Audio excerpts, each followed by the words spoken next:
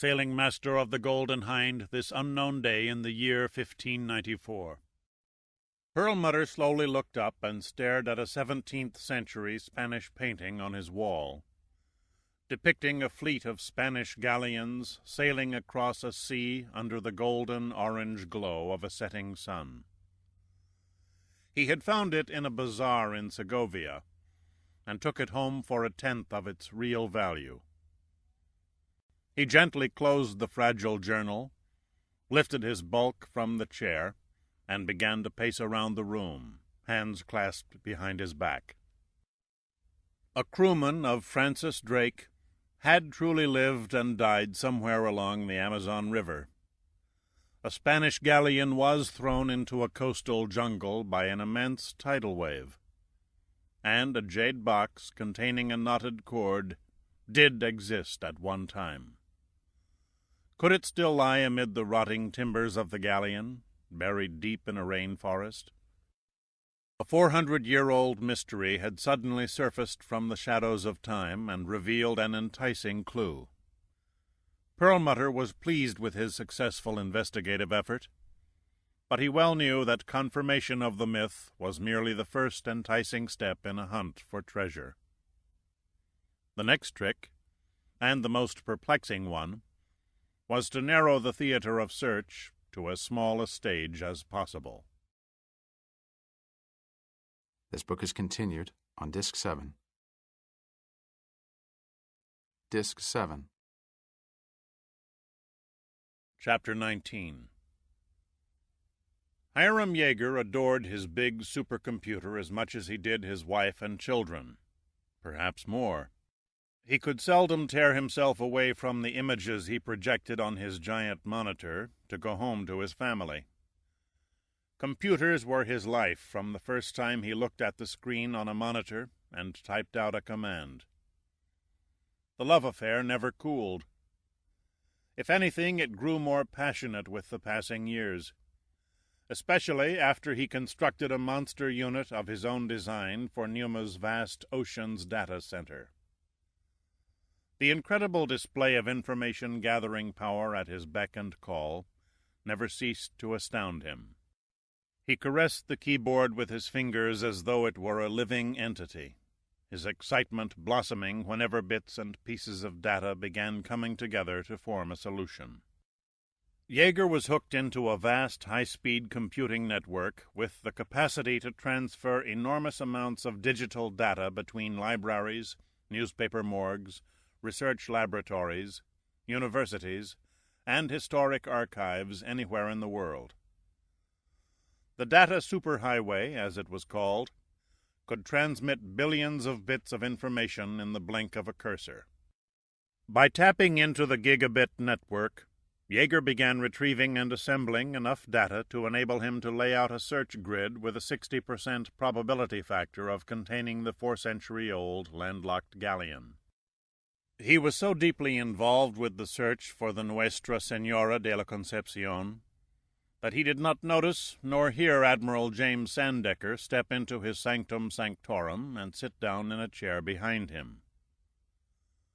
The founder and first director of Pneuma was small in stature, but filled with enough testosterone to fuel the offensive line of the Dallas Cowboys. A trim 58 and a fitness addict, he ran 5 miles every morning from his apartment to the imposing glass building that housed 2 of the 5,000 engineers, scientists, and other employees that formed Pneuma, the undersea counterpart of the space agency NASA. His head was covered by straight, flaming red hair, graying at the temples and parted in the middle, while his chin bristled with a magnificent Van Dyke beard.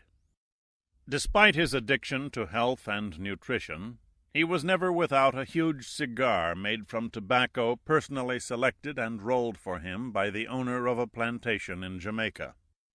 Under his direction, Pneuma had taken the field of oceanography and made it as popular as space science. His persuasive pleas to Congress for funding, supported by 20 top universities with schools in the marine sciences and a host of large corporations investing in underwater projects, had enabled Numa to take great strides in deep-sea geology and mining, marine archaeology, biological studies of sea life, and studies of the effects of oceans on the Earth's climate. One of his greatest contributions, perhaps, was supporting Hiram Yeager's huge computer network, the finest and largest archive of ocean sciences in the world.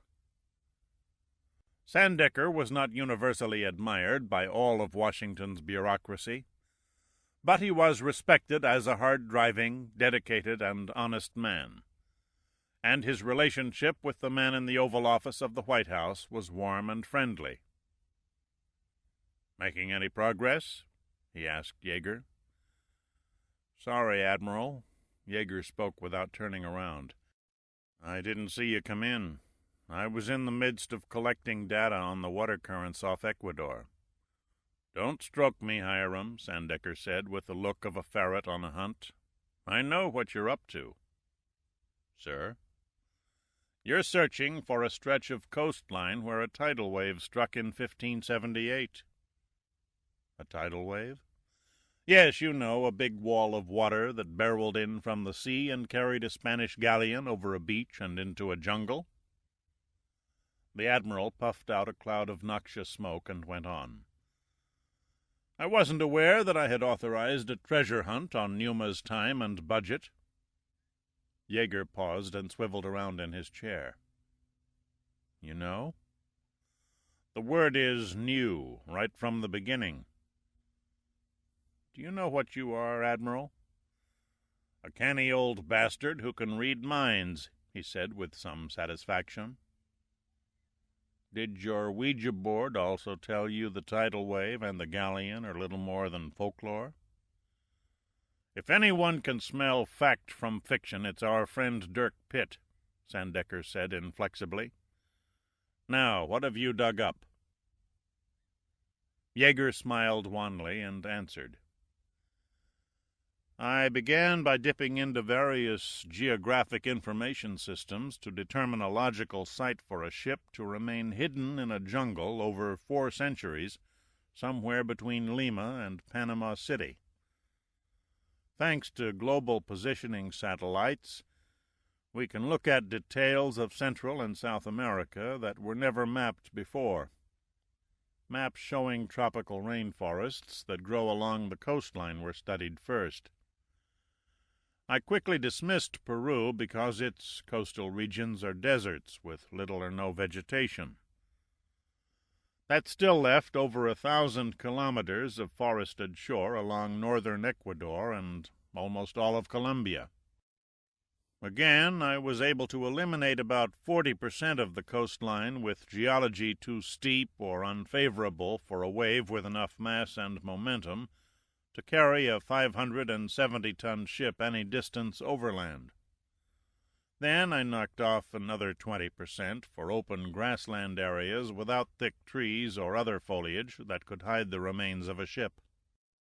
That still leaves Pitt with a search area 400 kilometers in length. Nature can drastically alter the environment in 500 years, said Yeager. By starting with antique maps drawn by the early Spaniards, and examining records of changes that occurred in the geology and landscape, I was able to decrease the length of the search grid another 150 kilometers. How did you compare the modern terrain with the old? With 3-dimensional overlays, replied Yeager.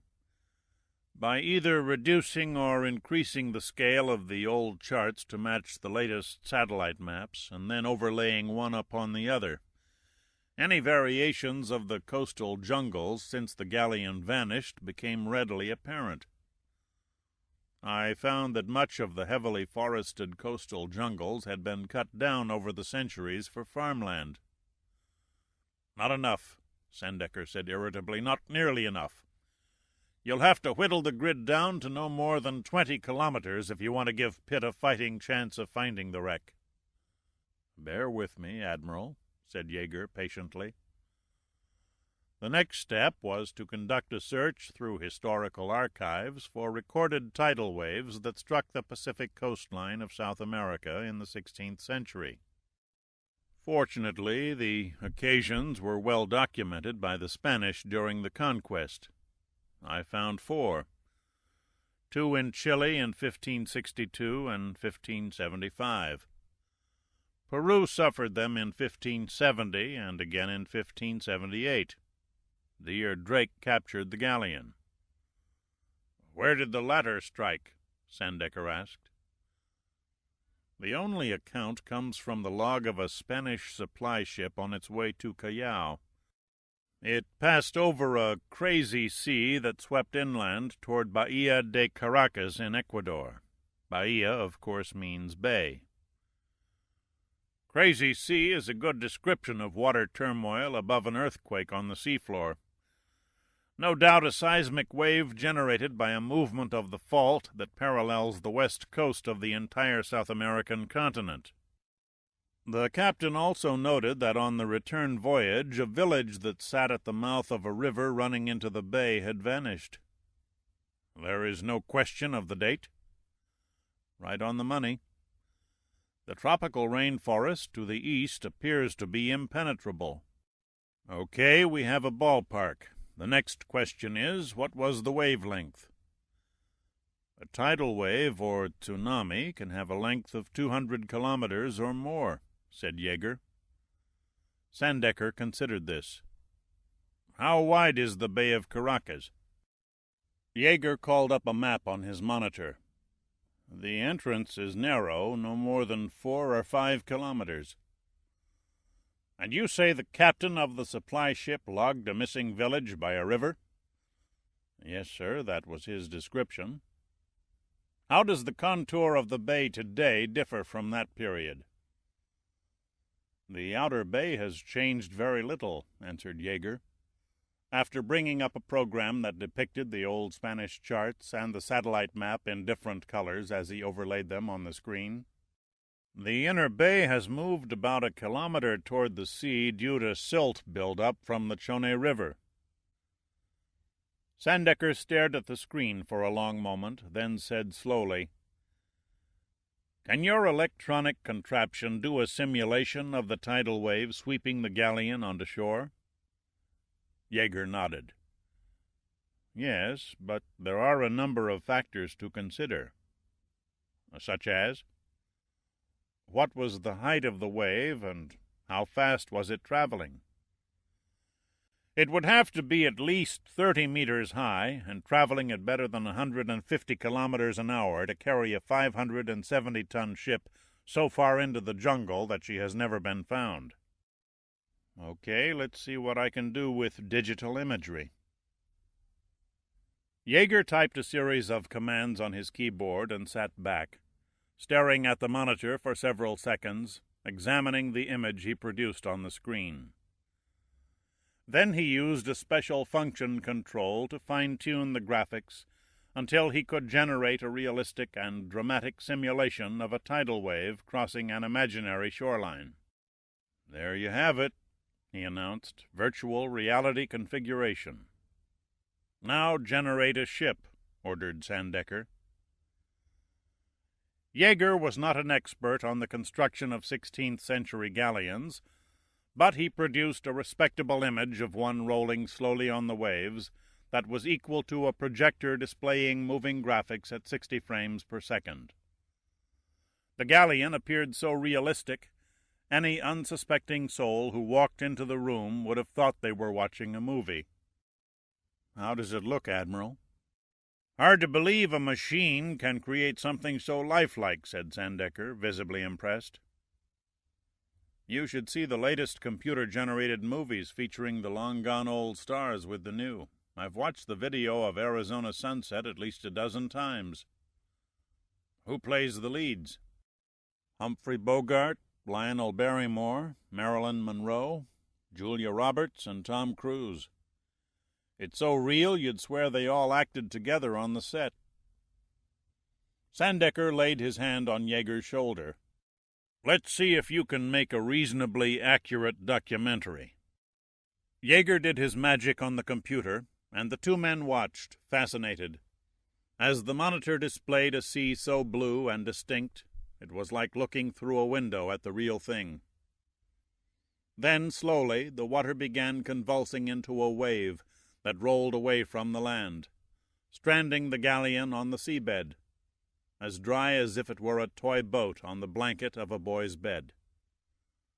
Then the computer visualized the wave rushing back toward shore, rising higher and higher, then cresting and engulfing the ship under a rolling mass of froth, sand, and water, hurling it toward land at an incredible speed, until finally the ship stopped and settled as the wave smoothed out and died.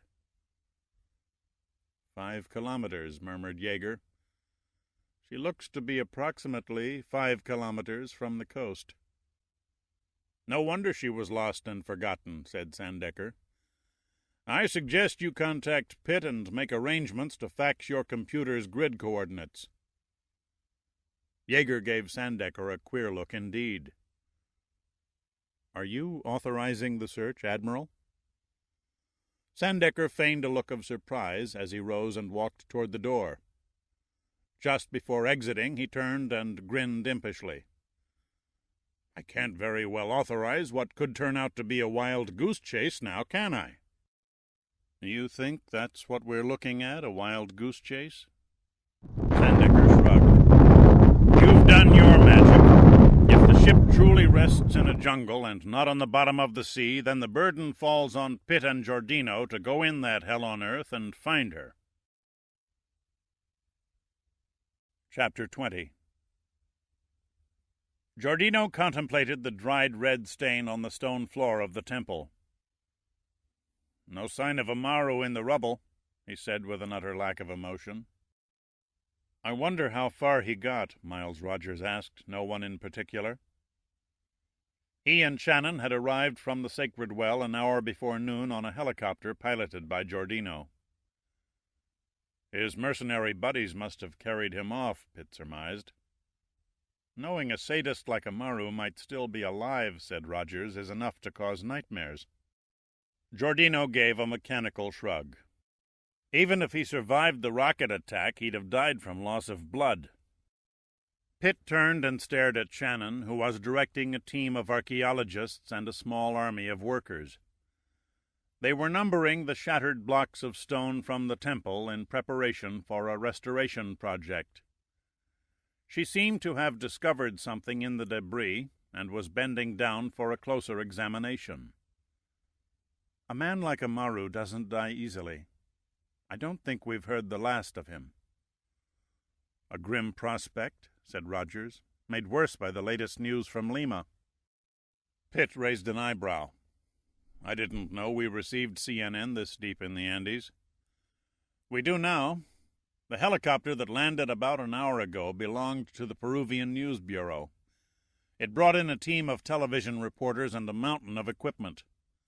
The city of the dead has become international news. So what did they have to report? Pressed Giordino. The military and police have admitted their failure to capture the Army renegade mercenaries who flew into the valley to slit our throats and remove the artifacts. Nor have investigators tracked down any of Amaru's grave looters.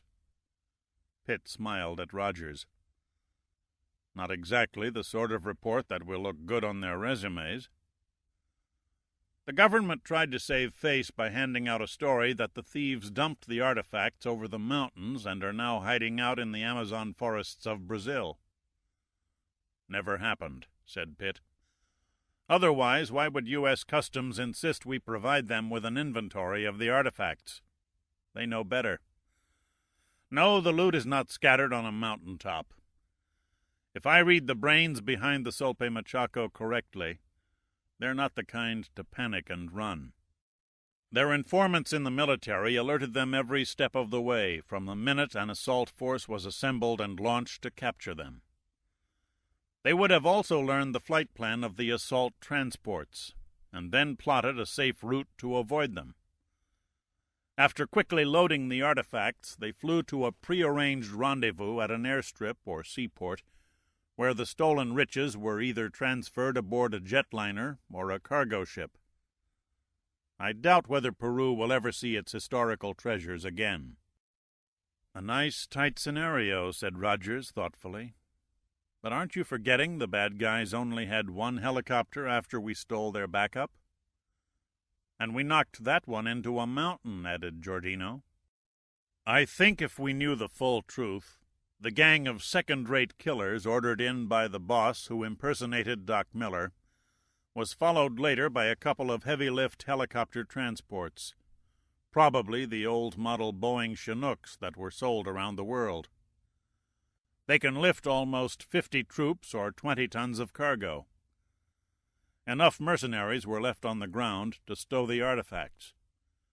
They made their getaway in plenty of time after our escape, and before we alerted the Peruvian government, who took their time in mounting an aerial posse." Rogers stared at Pitt with renewed admiration. Only Giordino was not impressed. He knew from long years of experience that Pitt was one of that rare breed who could stand back and analyze events as they occurred, down to the finest details. It was a gift with which few men and women are born. Just as the greatest mathematicians and physicists compute incredibly intricate formulas on a level incomprehensible to people with no head for figures, so Pitt operated on a deductive level incomprehensible to all but a few of the top criminal investigators in the world. Giordino often found it maddening that while he was attempting to explain something to Pitt, the mesmeric green eyes would focus on some unseen object in the distance, and he would know that Pitt was concentrating on something. While Rogers was pondering Pitt's reconstruction of events, trying to find a flaw, the big man from Numa turned his attention to Shannon. She was on her hands and knees on the temple floor with a soft, bristled paintbrush, gently clearing away dust and tiny bits of rubble from a burial garment. The textile was woven from wool and adorned with multicolored embroidery in the design of a laughing monkey with hideous grinning teeth and coiled snakes for arms and legs. "What the well-dressed Chachapoyan wore?" he asked. "No, it's Inca." Shannon did not turn and look up at him, but remained absorbed in her work. "They did beautiful work," Pitt observed. "The Inca and their ancestors were the finest dyers and weavers in the world.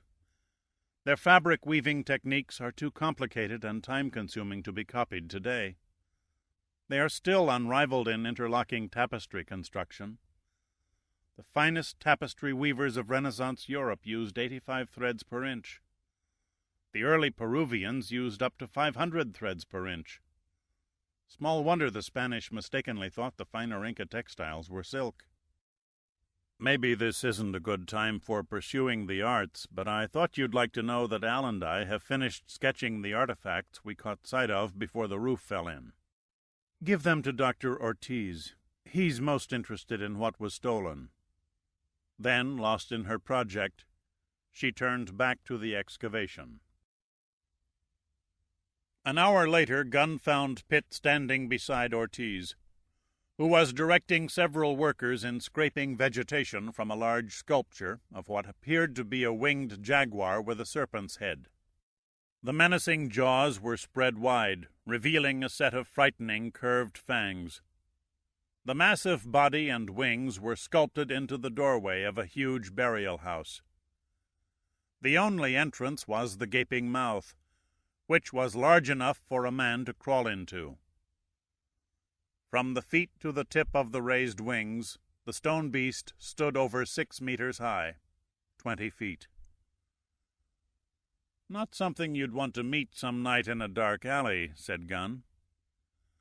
Dr. Ortiz turned and waved a greeting.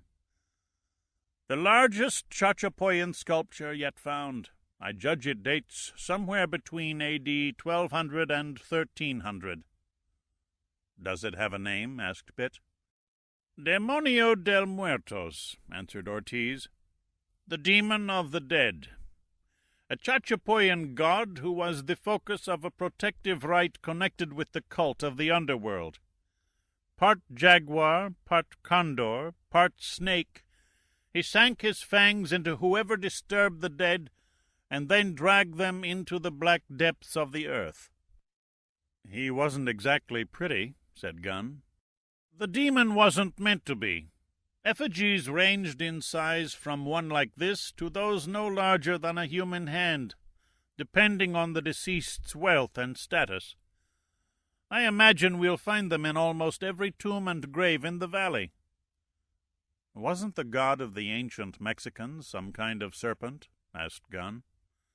"Yes, Quetzalcoatl, a feathered serpent who was the most important deity of Mesoamerica, beginning with the Olmecs in 900 B.C. and ending with the Aztecs during the Spanish conquest. The Inca also had sculptures of serpents, but no direct connection has yet been made." Ortiz turned away as a laborer motioned for him to examine a small figurine he had excavated next to the sculpture.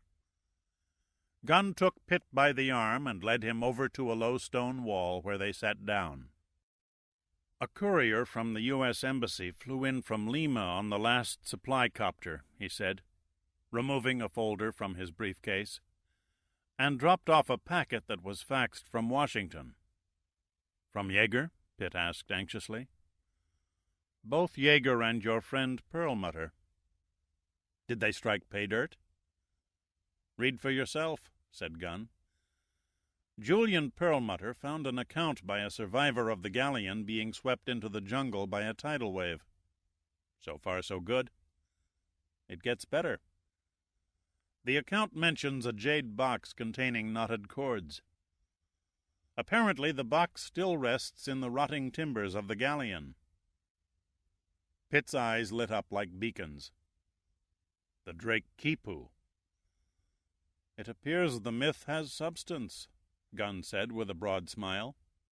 "And Yeager?" Pitt asked as he began sifting through the papers. "His computer analyzed the existing data and came up with grid coordinates that put the galleon within a 10-square-kilometer ballpark. Far smaller than I expected. I'd say our prospects of finding the galleon and the jade box just improved by a good 50%. "Make that 30%, said Pitt, holding up a sheet from Perlmutter giving the known data on the construction, fittings, and cargo of the Nuestra Senora de la Concepcion. Except for 4 anchors that were probably carried away during the impact of the tidal wave, the magnetic signature of any iron on board would be too faint to be detected by a magnetometer more than a stone's throw away. An EG&G Geometrics G813G could pick up a small iron mass from a fair distance. You're reading my thoughts. Frank Stewart has a unit on board the Deep Fathom. We'll need a helicopter to tow the sensor over the top of the rainforest, said Gunn. That's your department, Pitt said to him. Who do you know in Ecuador? Gunn thought a moment, and then his lips creased in a grin. It just so happens the managing director of the Corporación Estatal Petrolera Ecuatoriana, the state oil company, is indebted to Numa for steering his company onto significant deposits of natural gas in the Gulf of Guayaquil. Then they owe us big. Enough to lend us a bird? You could safely say that, yes. How much time will you need to put the bite on them? Gunn held up his wrist and peered through his glasses at the dial of his trusty old Timex. Give me 20 minutes to call and make a deal. Afterward, I'll inform Stewart that we'll drop in and pick up the magnetometer. Then I'll contact Yeager and reconfirm his data. Pitt stared blankly at him. Washington isn't exactly around the corner. Are you making conference calls with smoke signals or mirrors? Gunn reached into his pocket and held up what looked like a small portable telephone. The Iridium, built by Motorola. Digital, wireless, you can call anywhere in the world with it. I'm familiar with the system, Pitt acknowledged. Works off a satellite enhancement network. Where did you steal a unit? Gunn glanced furtively around the ruins. Bite your tongue. This is merely a temporary appropriation from the Peruvian television crew." Pitt gazed fondly at his little bespectacled friend with deep admiration and wonder. It was a rare event when Shy Gun slipped out of his academic shell to perform a sneaky deed. "You're okay, Rudy. I don't care what the celebrity gossip columns say about you." In terms of artifacts and treasures, the looters had barely scratched the surface in the City of the Dead.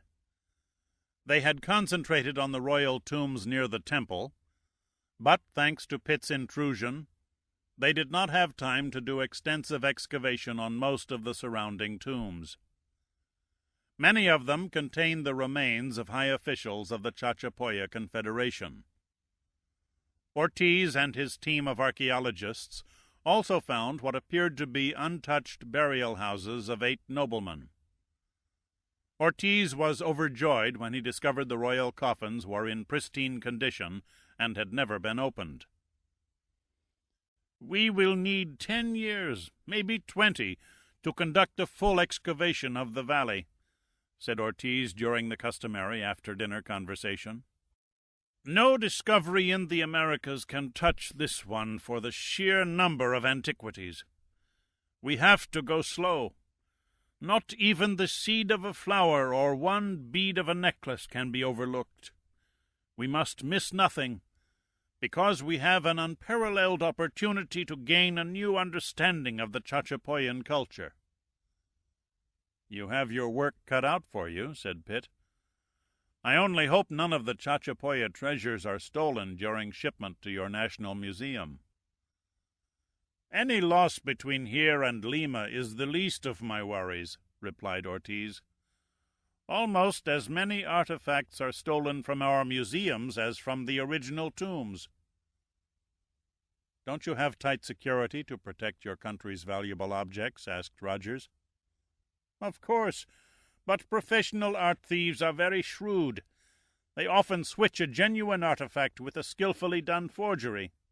Months, sometimes years, can go by before the crime is discovered." "Only 3 weeks ago," said Shannon, "the National Heritage Museum in Guatemala reported the theft of pre-Columbian Mayan art objects with an estimated value of $8 million. The thieves were dressed as guards and carried off the treasures during viewing hours, as if they were simply moving them from one wing to another. No one thought to question them." "My favorite," said Ortiz without smiling, "was the theft of 45 12th-century Shang dynasty drinking vessels from a museum in Beijing. The thieves carefully disassembled the glass cases and rearranged the remaining pieces to create the illusion that nothing was missing. 3 months passed before the curator noticed the pieces were missing and realized they'd been stolen." Gunn held up his glasses and checked for smudges. "I had no idea art theft was such a widespread crime." Ortiz nodded. "In Peru, major art and antiquity collections are stolen as often as banks are robbed. What is even more tragic is that the thieves are getting bolder. They have no hesitation in kidnapping a collector for ransom. The ransom is, of course, his art objects. In many cases, they simply murder a collector before looting his house." "You were lucky only a fraction of the art treasures were plundered from the City of the Dead before the looters were stopped," said Pitt. "Lucky indeed. But, tragically, the choice items have already made their way out of the country." "A wonder the city wasn't discovered by the Vaqueros long before now," said Shannon, deliberately avoiding any eye contact with Pitt. "Pueblo de los Muertos sits in this isolated valley 90 kilometers from the nearest village," replied Ortiz. "Traveling in here is a major ordeal, especially by foot. The native population had no reason to struggle 7 or 8 days through a jungle to search for something they thought existed only in legends from their dim past. When Hiram Bingham discovered Machu Picchu on a mountaintop, the local inhabitants had never ventured there. And though it would not deter a hardened vaquero, Descendants of the Chachapoya still believe that all ruins across the mountains in the great forests to the east are protected by a demon god like the one we found this afternoon. They're deathly afraid to go near them." Shannon nodded. "Many still swear that anyone who finds and enters the city of the dead will be turned to stone." "Ah, yes," Giordino murmured, "the old cursed be you who disturb my bones routine." "Since none of us feels any stiffening of the joints," said Ortiz jovially, "I must assume the evil spirits that frequent the ruins have lost their spell." "Too bad it didn't work against Amaru and his looters," said Pitt. Rogers moved behind Shannon and placed a possessive hand on the nape of her neck. "I understand you're all bidding us good-bye in the morning." Shannon looked surprised and made no attempt to remove Roger's hand. "Is that true?" she said, looking at Pitt. "You're leaving?" Gunn answered before Pitt. "Yes, we're flying back to our ship before heading north into Ecuador." "You're not going to search in Ecuador for the galleon we discussed on the Deep Fathom?" Shannon asked. "Can you think of a better place?" "Why Ecuador?" she persisted. "Al enjoys the climate," Pitt said, clapping Giordino on the back. Giordino nodded. "I hear the girls are pretty and wild with lust." Shannon stared at Pitt with a look of interest. "And you?" "Me?" Pitt murmured innocently. "I'm going for the fishing." Chapter 21. "You sure can pick 'em," said FBI Chief of Interstate Stolen Art, Francis Ragsdale, as he eased into the vinyl seat of a booth in a 1950s-style chrome diner. He studied the selections on the coin-operated music unit that was wired to a Wurlitzer jukebox. Stan Kenton, Charlie Burnett, Stan Getz, who ever heard of these guys? "Only people who appreciate good music," Gaskell replied sourly to the younger man. He settled his bulk, which filled 2/3 of the seat on his side of the booth. Ragsdale shrugged. "Before my time." To him, at 34, the great musicians of an earlier era were only vague names mentioned occasionally by his parents. "Come here often?" Gaskell nodded. "The food really sticks to your ribs." "Hardly an Epicurean recommendation." Clean-shaven, with black wavy hair and a reasonably well-exercised body, Ragsdale had the handsome face, pleasant gray eyes, and bland expression of a soap opera actor automatically reacting to his counterpart's dialogue. A good investigator, he took his job seriously, maintaining the image of the Bureau by dressing in a dark business suit that gave him the appearance of a successful Wall Street broker.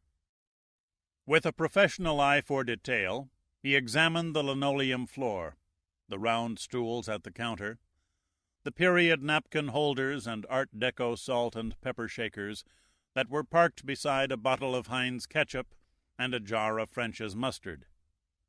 His expression reflected urbane distaste. He would unquestionably have preferred a more trendy restaurant in Midtown Chicago. Quaint place, hermetically sealed within the twilight zone. "Atmosphere is half the enjoyment," said Gaskell resignedly.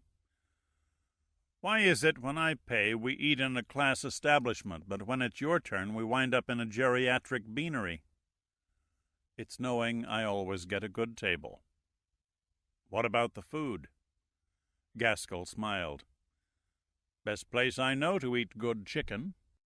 Ragsdale gave him a look just shy of nausea and ignored the menu, mimeographed entrees between sheets of plastic. "I'll throw caution to the winds and risk botulism with a bowl of soup and a cup of coffee." "Congratulations on solving the Fairchild Museum theft in Scarsdale. I hear you recovered 20 missing Sung Dynasty jade carvings." 22. "I've got to admit I passed over the least obvious suspect until I drew blanks on all the probables. The 72-year-old director of security. Who would have figured him? He worked at the museum for close to 32 years, a record as clean as a surgeon's scrubbed hands. The curator refused to believe it until the old guy broke down and confessed. He had removed the carved figurines one at a time over a period of 4 years, returning after closing hours, shutting down the alarm system, picking the locks on the cases, and lowering the carvings into the bushes beside the building from a bathroom window. He replaced the stolen carvings in the cases with less valuable pieces stored in a basement vault. The catalog labels were also altered. He even managed to reset the raised stands in their exact positions without leaving telltale dust-free spots on the floor of the cases. Museum officials were more than impressed with his display technique. The waitress, the archetype of all those who wait on counters and tables in small-town cafes or truck-stop restaurants, pencil in funny little cap, jaws furiously grinding gum, and surgical stockings hiding varicose veins, came over, pencil stub poised above a small green pad. "Dare I ask what your soup of the day is?" inquired Ragsdale loftily. "Curried lentil with ham and apple." Ragsdale did a double take. "Did I hear you correctly? Want me to repeat it?" No, the curried lentil soup will be fine." The waitress wagged her pencil at Gaskell. "I know what you want." She yelled their orders to an unseen chef in the kitchen in a voice mixed with ground glass and river gravel. "After 32 years, asked Gaskell, continuing the conversation, "what triggered the museum's security chief to go on a burglary binge?" "A passion for exotic art," answered Ragsdale. "The old guy loved to touch and fondle the figurines when no one was around. But then a new curator made him take a cut in pay as an austerity measure just when he expected a raise. This made him mad and triggered his desire to possess the jade from the exhibits. It seemed from the first the theft could only have been pulled off by a first-rate team of professionals or someone from the inside. I narrowed it down to the senior security director and obtained a warrant to search his house. It was all there on his fireplace mantel, every missing piece, as if they were bowling trophies." "Working on a new case?" asked Gaskell. "Just had one laid in my lap." "Another museum theft?" Ragsdale shook his head. "Private collection. The owner went to Europe for 9 months. When he returned home, his walls were bare. 8 watercolors by Diego Rivera, the Mexican painter and muralist." "I've seen the murals he did for the Detroit Institute of Art." "Insurance company adjusters are foaming at the mouth. It seems the watercolors were insured for $40 million. "We may have to exchange notes on this one." Ragsdale looked at him. "You think Customs might be interested?" "A thin possibility we have a connecting case." "Always glad to have a helping hand." "I saw photos of what may be your Rivera watercolors in an old box of stolen art bulletins my sister cleaned out of an old house she bought. I'll know when I compare them with your list. If there is a connection, 4 of your watercolors were reported missing from the University of Mexico in 1923. If they were smuggled into the United States, that makes it a customs case." "That's ancient history." "Not for stolen art," Gaskell corrected him. 8 months later, 6 Renoirs and 4 Gauguins vanished from the Louvre in Paris during an exhibition. "I gather you're alluding to that old master art thief. What was his name?" "The Spectre," replied Gaskell. "Our illustrious predecessors in the Justice Department never caught him, did they?" "Never even made an ID." "You think he had a hand in the original theft of the Riveras?" "Why not? The Spectre was to art theft what Raffles was to diamond thefts, and just as melodramatic. He pulled off at least 10 of the greatest art heists in history. A vain guy, he always left his trademark behind." I seem to recall reading about a white glove, said Ragsdale. That was Raffles. The spectre left a small calendar at the scene of his crimes, with the date of his next theft circled. Give the man credit, he was a cocky bastard. A large oval plate of what looked like chicken on a bed of rice arrived. Gaskell was also served an appetizing salad on the side. Ragsdale somberly examined the contents of his bowl and looked up at the waitress. I don't suppose this greasy spoon serves anything but beer in cans. The grizzled waitress looked down at him and smiled like an old prostitute. Honey, we got beer in bottles and we got wine. What'll it be?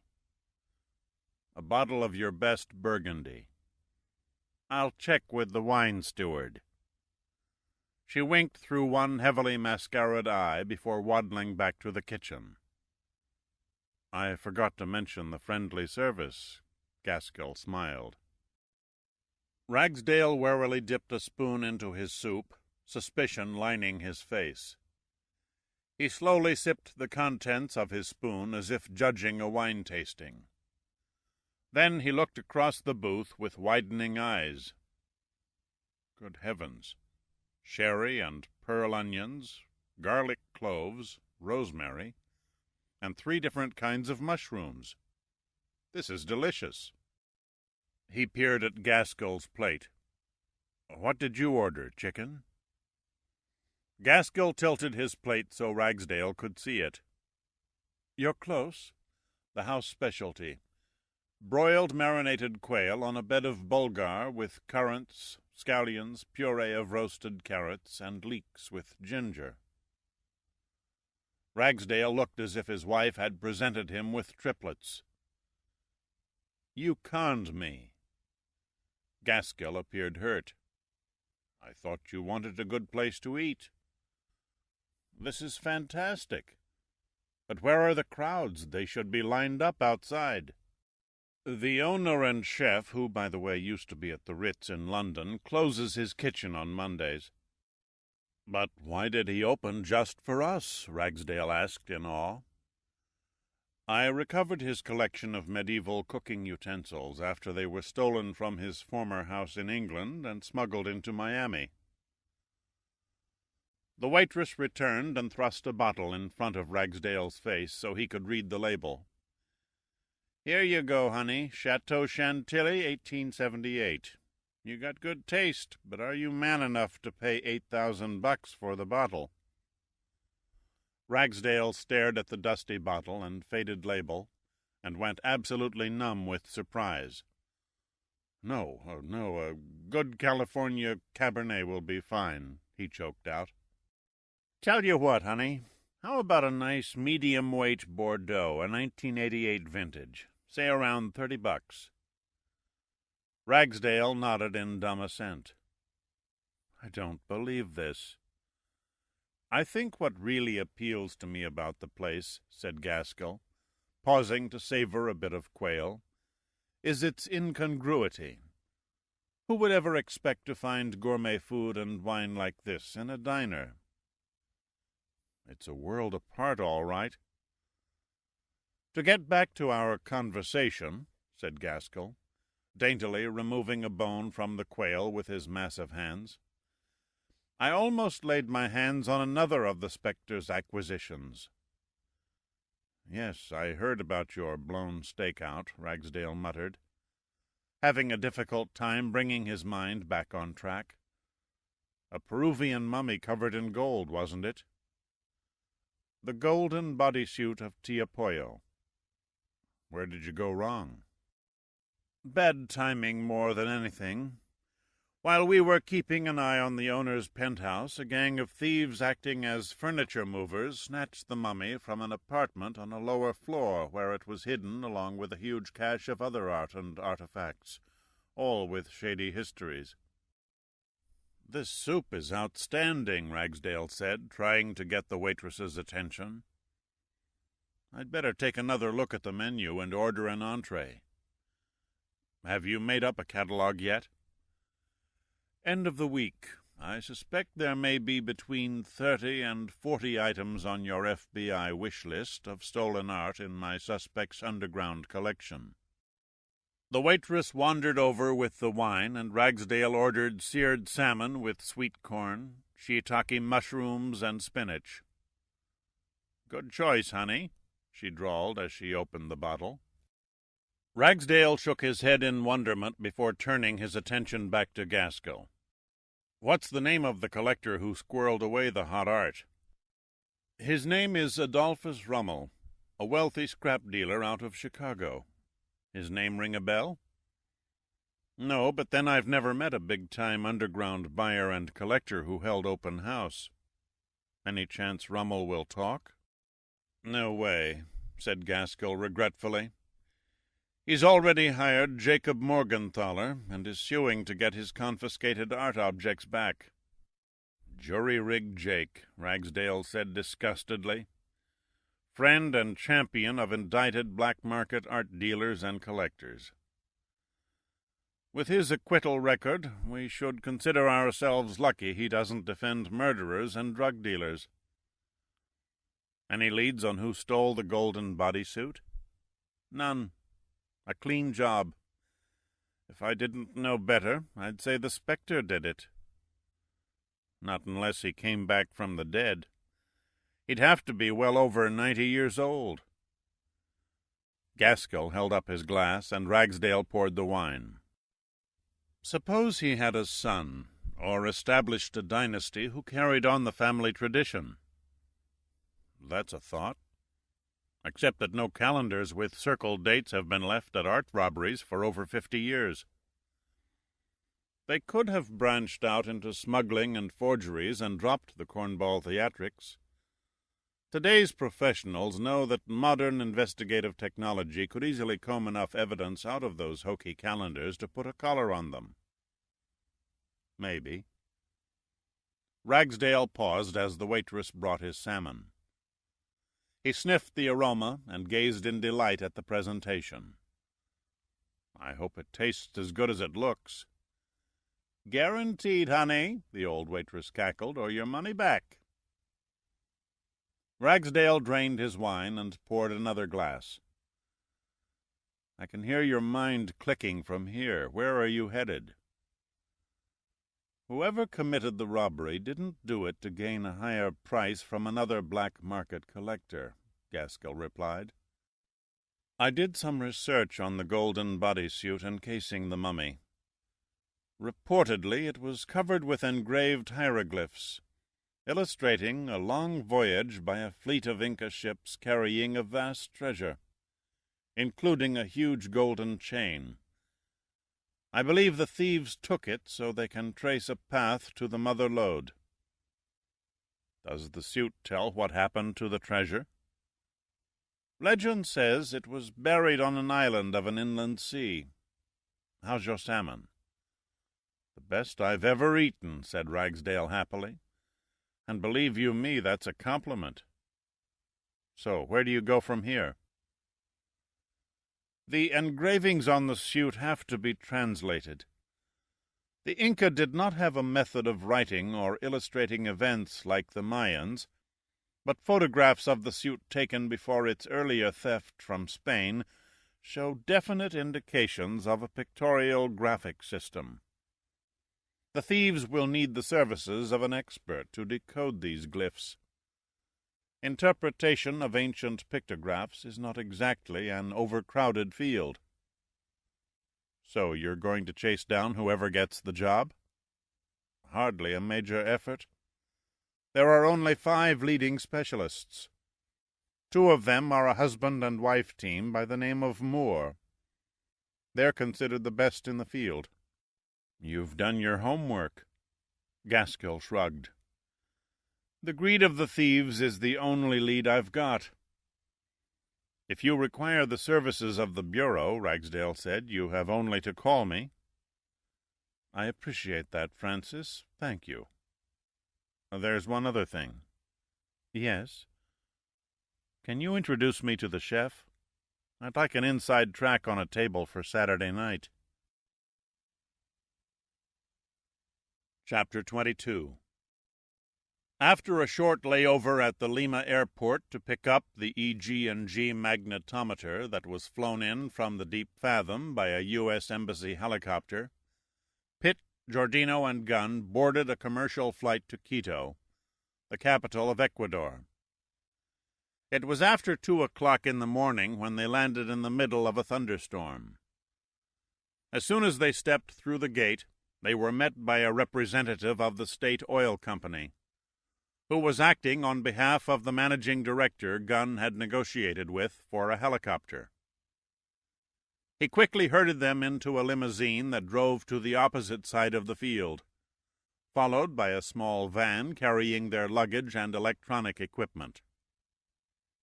The two-vehicle convoy stopped in front of a fully serviced McDonnell Douglas Explorer helicopter. As they exited the limo, Rudy Gunn turned to express his appreciation, but the oil company official had rolled up the window and ordered the driver to move on. "Makes one want to lead a clean life," Giordino muttered at the efficiency of it all. "They owed us bigger than I thought," said Pitt, ignoring the downpour and staring blissfully at the big, red, twin-engined helicopter with no tail rotor. "Is it a good aircraft?" asked Gunn naively. "Only the finest rotorcraft in the sky today," replied Pitt. "Stable, reliable, and smooth as oil on water. Costs about $2.75 million. We couldn't have asked for a better machine to conduct a search and survey project from the air." "How far to the Bay of Caracas?" "About 210 kilometers. We can make it in less than an hour with this machine." "I hope you don't plan to fly over strange terrain in the dark during a tropical storm," Gunn said uneasily, holding a newspaper over his head as a shield against the rain. Pitt shook his head. "No, we'll wait for first light." Giordino nodded toward the helicopter. "If I know only one thing, it's not to take a shower with my clothes on. I recommend we throw our baggage and electronic gear on board and get a few hours' sleep before dawn." "That's the best idea I've heard all day," Pitt agreed heartily. Once their equipment was stowed, Giordino and Gunn reclined the backrests of 2 passenger seats and fell asleep within minutes. Pitt sat in the pilot seat under a small lamp and studied the data accumulated by Perlmutter and Yeager. He was too excited to be tired, certainly not on the eve of a shipwreck search. Most men turn from Jekyll to Hyde whenever the thought of a treasure hunt floods their brain. But Pitt's stimulant was not greed, but the challenge of entering the unknown to pursue a trail laid down by adventurous men like him, who lived and died in another era, men who left a mystery for later generations to unravel. What kind of men walked the decks of 16th-century ships, he wondered. Besides the lure of adventure and the remote prospect of riches, what possessed them to sail on voyages sometimes lasting 3 or more years, on ships not much larger than a modest suburban 2-story house? Out of sight of land for months at a time, their teeth falling out from the ravages of scurvy, the crews were decimated by malnutrition and disease. Many were the voyages completed by only ship's officers, who had survived on more abundant rations than the common seaman. Of the 88 men on board the Golden Hind when Drake battled through the Strait of Magellan into the Pacific, only 56 were left when he entered Plymouth Harbor. Pitt turned his attention to the Nuestra Senora de la Concepcion. Perlmutter had included illustrations and cutaway plans of a typical Spanish treasure galleon that sailed the seas during the 16th and 17th centuries. Pitt's primary interest was in the amount of iron that was on board for the magnetometer to detect. Perlmutter was certain the 2 cannon she reportedly carried were bronze, and would not register on an instrument that measures the intensity of the magnetic field produced by an iron mass. The galleon carried 4 anchors. Their shanks, arms, and flukes were cast from iron, But their stocks were wood, and they were secured to hemp lines, not chains. If she had been riding on two anchors, the force of the wave, suddenly striking the ship and hurling it ashore, would have probably snapped the lines. That left a small chance her two spare anchors might have survived intact, and still be somewhere in the wreckage. He totaled up the rest of the iron that might have been on board: the fittings, ship's hardware, the big gudgeons and pintles that held the rudder and allowed it to turn, the trusses, iron brackets that helped support the yards or spars, any shackles or grappling irons, the cook's kettle, carpenter's tools, maybe a keg of nails, small firearms, swords and pikes, shot for the cannon. It was an exercise in the dark. Pitt was hardly an authority on 16th-century sailing ships. He could only rely on Perlmutter's best guess as to the total iron mass on board the Concepcion. The best estimate ran between 1 and 3 tons. Enough, Pitt fervently hoped, for the magnetometer to detect the galleon's anomaly from 50 to 75 meters in the air. Anything less, and they'd stand about as much chance of locating the galleon as they would of finding a floating bottle with a message in the middle of the South Pacific. It was about 5 in the morning, with a light blue sky turning orange over the mountains to the east, as Pitt swung the McDonnell Douglas Explorer helicopter over the waters of the Bay of Caracas.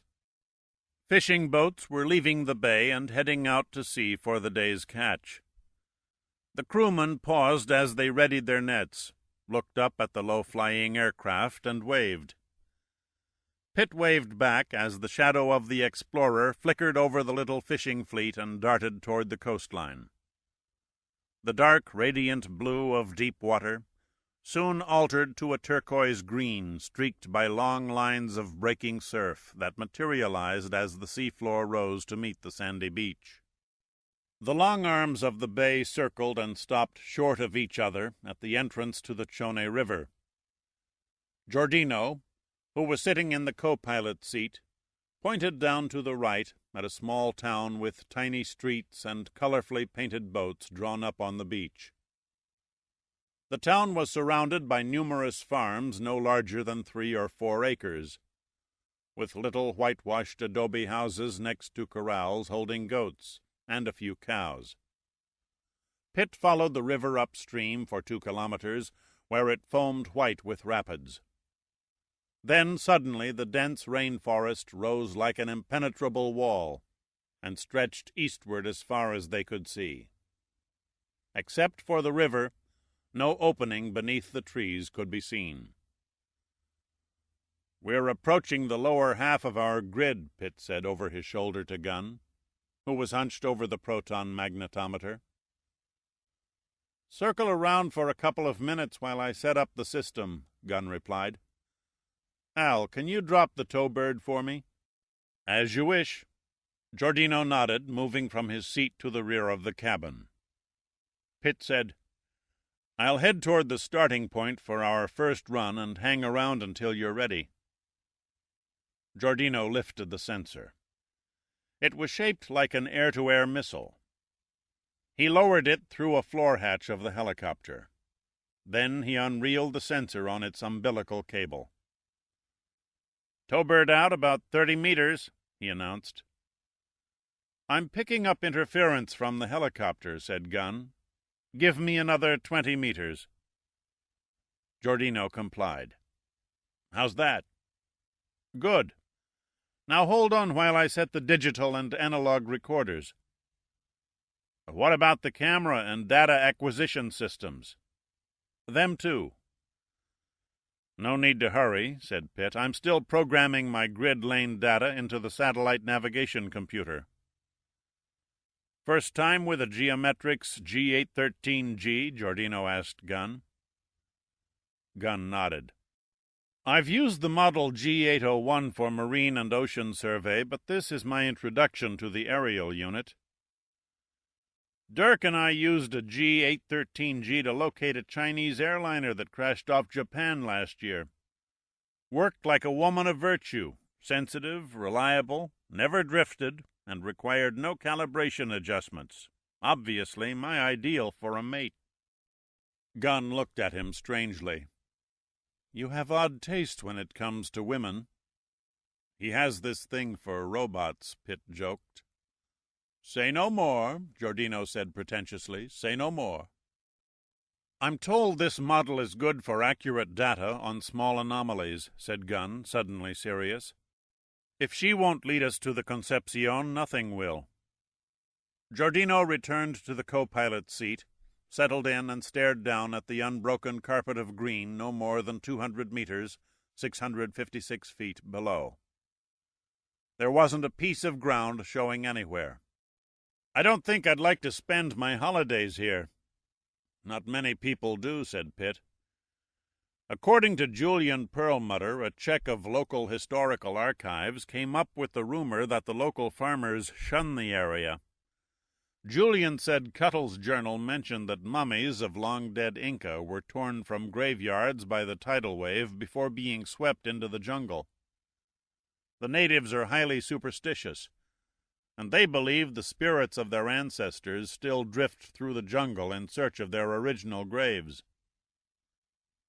You can run your first lane, declared Gunn. All systems are up and tuned. How far from the coast are we going to start mowing the lawn? Giordino asked, referring to the 75-meter-wide grid lanes they planned to cover. We'll begin at the 3-kilometer mark and run parallel to the shore, answered Pitt, running lanes north and south as we work inland. Length of lanes? Inquired Gunn, peering at the stylus marking the graph paper and the numbers blinking on his digital readout window. 2 kilometers at a speed of 20 knots. We can run much faster, said Gunn. The mag system has a very fast cycle rate. It can easily read an anomaly at 100 knots. We'll take it nice and slow, Pitt said firmly. If we don't fly directly over the target, any magnetic field we hope to find won't make much of an impression on your gamma readings. And if we don't pick up an anomaly, we increase the perimeters of the grid. Right. We'll conduct a textbook search. We've done it more times than I care to count. Then Pitt glanced over at Giordino. Al, you mind our altitude while I concentrate on our lane coordinates. Giordino nodded. I'll keep the tow bird as low as I can without losing it in the branches of a tree. The sun was up now, and the sky was clear of all but a few small, wispy clouds. Pitt took a final look at the instruments and then nodded. Okay, guys, let's find ourselves a shipwreck. Back and forth over the thick jungle they flew, the air conditioning system keeping the hot, humid atmosphere outside the aircraft's aluminum skin. The day wore on, and by noon they had achieved nothing. The magnetometer failed to register so much as a tick. To someone who had never searched for an unseen object, it might have seemed discouraging, but Pitt, Giordino, and Gunn took it in stride. They had all known shipwreck or lost aircraft hunts that had lasted as long as 6 weeks without the slightest sign of success. Pitt was also a stickler for the game plan. He knew from experience that impatience and deviation from the computed search lanes usually spelled disaster for a project. Rather than begin in the middle of the grid and work out, he preferred to start at the outer edge and work in. Too often a target was discovered where it was not supposed to be. He also found it expedient to eliminate the open, dry areas, so no time was wasted rerunning the search lanes. "How much have we covered?" asked Gunn for the first time since the search began. 2 kilometers into the grid, Pitt answered. We're only now coming into Jaeger's prime target area. Then we're about to run parallel lines 5 kilometers from the 1578 shoreline. Yes, the distance the wave carried the galleon, as indicated by Jaeger's computer program. 3 hours of fuel left, said Giordino, tapping the 2 fuel gauges. He showed no sign of fatigue or boredom. If anything, he seemed to be enjoying himself. Pitt pulled a board with a chart clipped to it from a side pocket of his seat and studied it no more than 5 seconds. The port city of Manta is only 55 clicks away. They have a good-sized airport where we can refuel. Speaking of refueling, said Gunn, I'm starved. Since he was the only one with free hands, he passed around sandwiches and coffee, thoughtfully provided by the oil company's helicopter service crew. Weird-tasting cheese, muttered Giordino, examining the inside of his sandwich with a cynical eye. Gunn grinned. Beggars can't be choosers. 2 hours and 15 minutes later, they had traveled the 28 lanes it took to cover kilometers 5 and 6. They definitely had a problem now, as they were beyond Yeager's estimated target site.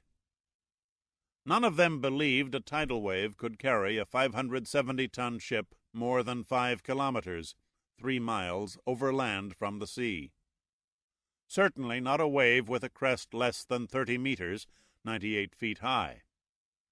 Their confidence ebbed as they worked farther out of the prime search area. Beginning the first lane of the 7-kilometer mark, announced Pitt. Too far, way too far, Giordino muttered. I agree, said Gunn. We either missed her, or she lies off the north and south perimeters of our grid. No sense in wasting time in this area. We'll finish kilometer 7, Pitt said. His eyes locked on the navigational instrument displaying his coordinates. Gunn and Giordino knew better than to debate the matter. They were well aware that when Pitt's mind was set, there was no moving him. He stubbornly felt the possibility of finding the old Spanish ship was promising, despite the density of the jungle growth and the passage of 4 centuries. Giordino vigilantly kept the helicopter just high enough for the sensor to skim the tops of the trees, while Gunn stared at the recording paper and digital readings. They were beginning to feel they had not been dealt a lucky hand and steeled themselves for a long and arduous search.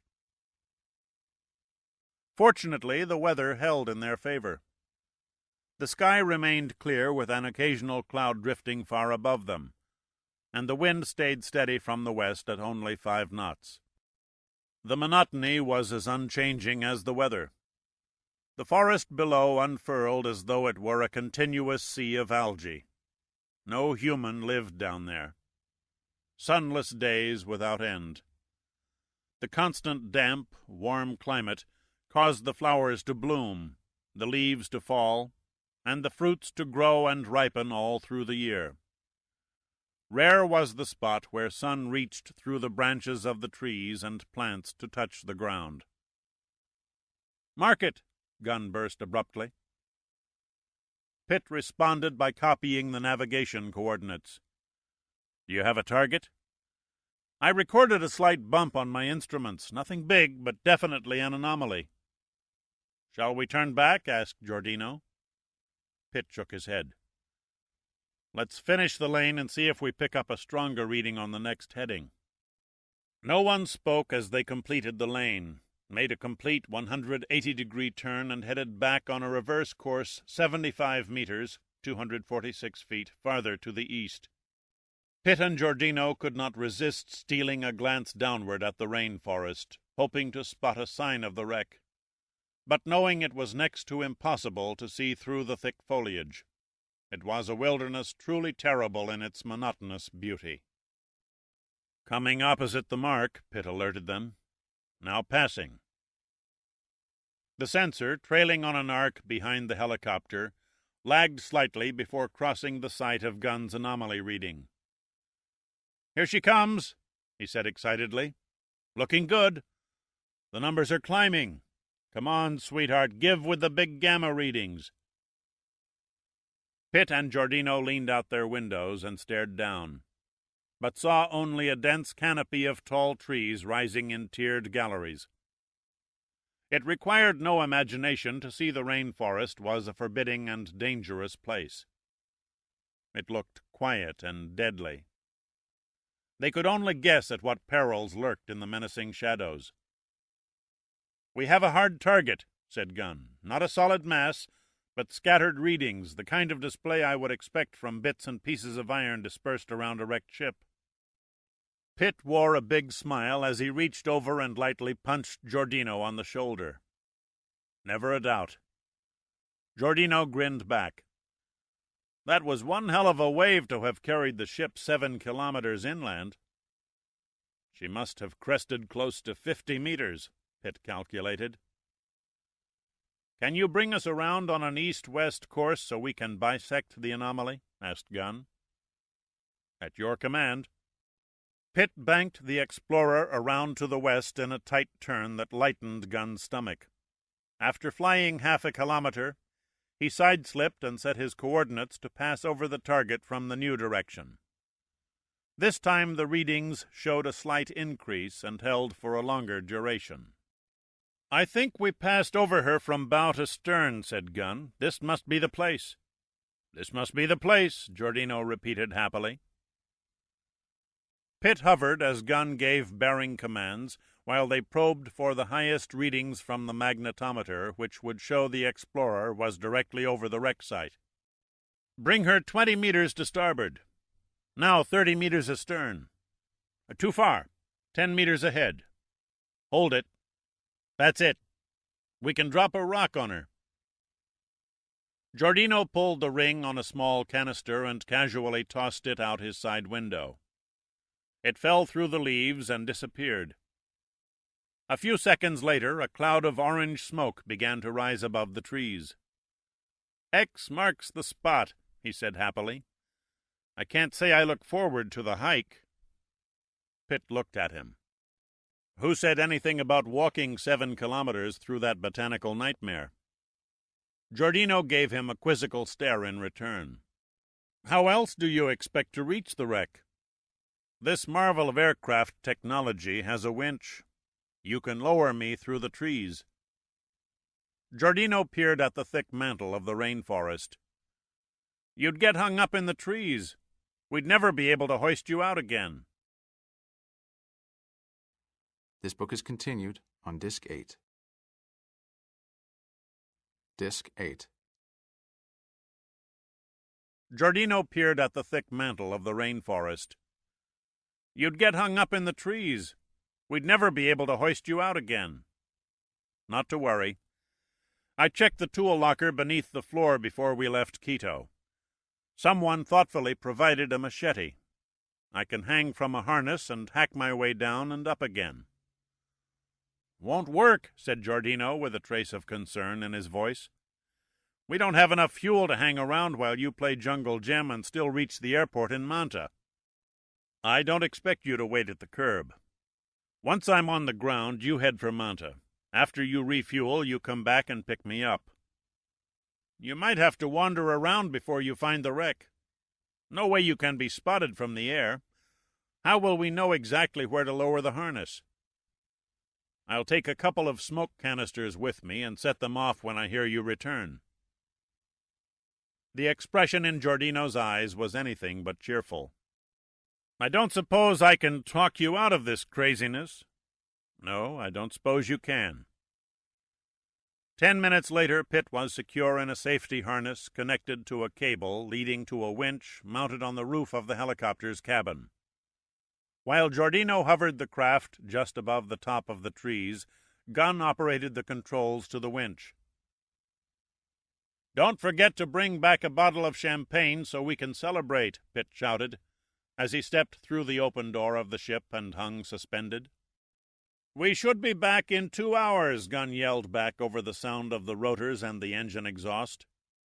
He pushed the descent button, and Pitt dropped below the skids of the helicopter and soon disappeared into the dense vegetation as if he had jumped into a green ocean. Chapter 23. As he hung supported by his safety harness, machete gripped in his right hand, a portable radio in his left, Pitt felt almost as if he were once again dropping into the green slime of the sacrificial well. He could not tell for certain how high he was above the ground, but he estimated the distance from the roof of the forest to its floor to be at least 50 meters, 164 feet. Seen from the air, the rainforest looked like a chaotic mass of struggling plant growth. The trunks of the taller trees were crowded with dense layers of shorter growth, each seeking its share of sunlight. The twigs and leaves nearest the sun danced under the downdraft provided by the helicopter's rotor, giving them the appearance of a restless, undulating ocean. Pitt held an arm over his eyes as he slowly descended through the first tier of the green canopy, narrowly brushing past the limbs of a high mahogany tree that was sprouting clusters of small white flowers. He used his feet to spring without difficulty out of the way of the thicker branches. A draft of rising steam, caused by the sun's heat, wafted up from the still unseen ground. After the air-conditioned cabin of the helicopter, it didn't take long for sweat to flow from every pore. As he frantically pushed aside a branch that was rising between his legs, he frightened a pair of spider monkeys that leapt chattering around to the other side of the tree. "You say something?" asked Gunn over the radio. "I flushed a pair of monkeys during their siesta," Pitt replied. "Do you want me to slow you down?" "No, this is fine. I've passed through the first layer of trees. Now it looks like I'm coming down through what I'd guess is laurel." "Yell if you want me to move you around," said Giordino over the cockpit radio. "Maintain your position," Pitt directed. "Shifting around might snag the descent cable and leave me hanging up here till I'm an old man." Pitt entered a thicker maze of branches and quickly managed to cut a tunnel with his machete without having to order Gunn to reduce his rate of descent. He was invading a world seldom seen, a world filled with beauty and danger. Immense climbing plants, desperate for light, crawled straight up the taller trees, some clutching their hosts with tendrils and hooks, while others twined upward toward the light like corkscrews. Moss draped the trees in great sheets, reminding him of cobwebs in a crypt from a horror movie. But there was beauty, too. Vast garlands of orchids circled their way toward the sky, as if they were strings of lights on a Christmas tree. "Can you see the ground?" asked Gunn. "Not yet. I still have to move through a small tree that looks like some sort of palm with wild peaches growing on it. After that, I have to dodge a snarl of hanging vines. I believe they're called lianas. Botany wasn't one of my better subjects." "You could grab one and play Tarzan," said Gunn, injecting some humor into a potentially dangerous situation. "Only if I saw Jane." Gunn tensed at Pitt's sudden pause. "What is it? Are you okay?" When Pitt answered, his voice was barely louder than a whisper. "I almost grabbed what I took to be a thick vine. But it was a snake the size of a drain pipe with a mouth like an alligator." "What color?" "Black with yellowish-brown spots."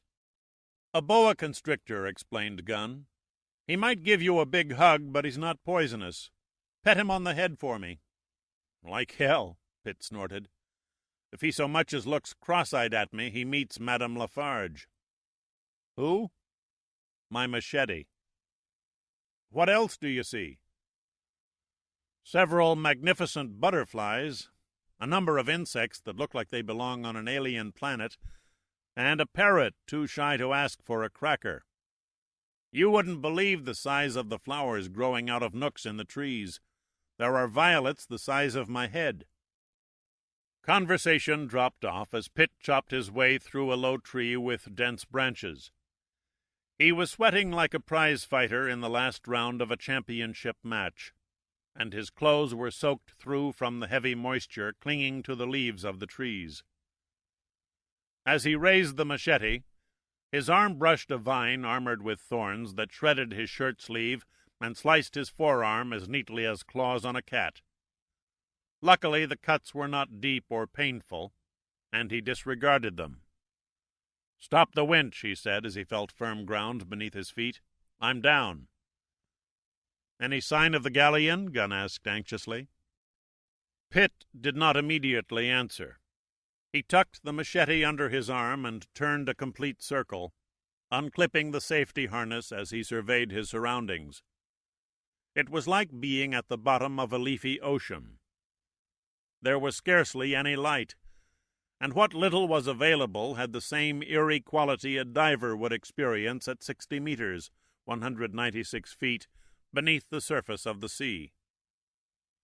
The dense vegetation blotted out most of the color spectrum from the little sunlight that reached him, leaving only green and blue mixed with gray. He was pleasantly surprised to find the rainforest was not impassable at ground level. Except for a soft carpet of decomposing leaves and twigs, the floor beneath the canopy of trees was comparatively free of growth, with none of the heaps of moldering vegetation he had expected. Now that he was standing in the sunless depths, he could easily understand why plant life that grew close to the ground was scarce. "I see nothing that resembles the hull of a ship," he said. "No ribs, no beams, no keel." "A bust," said Gunn, the disillusionment coming through in his voice. "The mag must have read a natural iron deposit." "No," Pitt replied, striving to keep his voice calm. "I can't say that." "What are you telling us?" "Only that the fungi, insects, and bacteria that call this place home have made a meal out of every organic component of the ship. Not too surprising when you figure that they had 400 years to devour it down to the keel." Gunn went silent, not quite comprehending. Then it struck him like a lightning bolt. "Oh, my God!" he yelped. "We found it! You're actually standing on the wreck of the galleon." "Dead center." "You say all sign of the hull is gone?" Giordino cut in.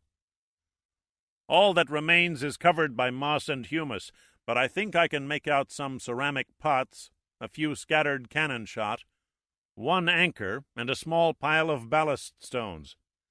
The site reads like an old campsite with trees growing through the middle of it." "Shall we hang around?" asked Giordino. "No, get your tails to Manta and refuel. I'll poke around for the jade box until you get back." "Can we drop you anything?" "I shouldn't need anything but the machete." "You still have the smoke canisters?" Giordino asked. "2 of them clipped to my belt." "Set one off soon as you hear us return." "Never fear," Pitt said blithely. "I'm not about to try walking out of here." "See you in 2 hours," said Gunn, his spirits brimming. "Try to be on time." In a different circumstance, at a different time, Pitt might have experienced a fit of depression as the sound of the McDonnell Douglas Explorer died away, leaving behind the heavy atmosphere of the rainforest. But he was energized at knowing that somewhere within a short distance of where he was standing, buried in the ancient pile of debris, was the key to a vast treasure. He did not throw himself into a frenzy of wild digging. Instead, he slowly walked through the scattered remains of the Concepcion and studied her final position and configuration.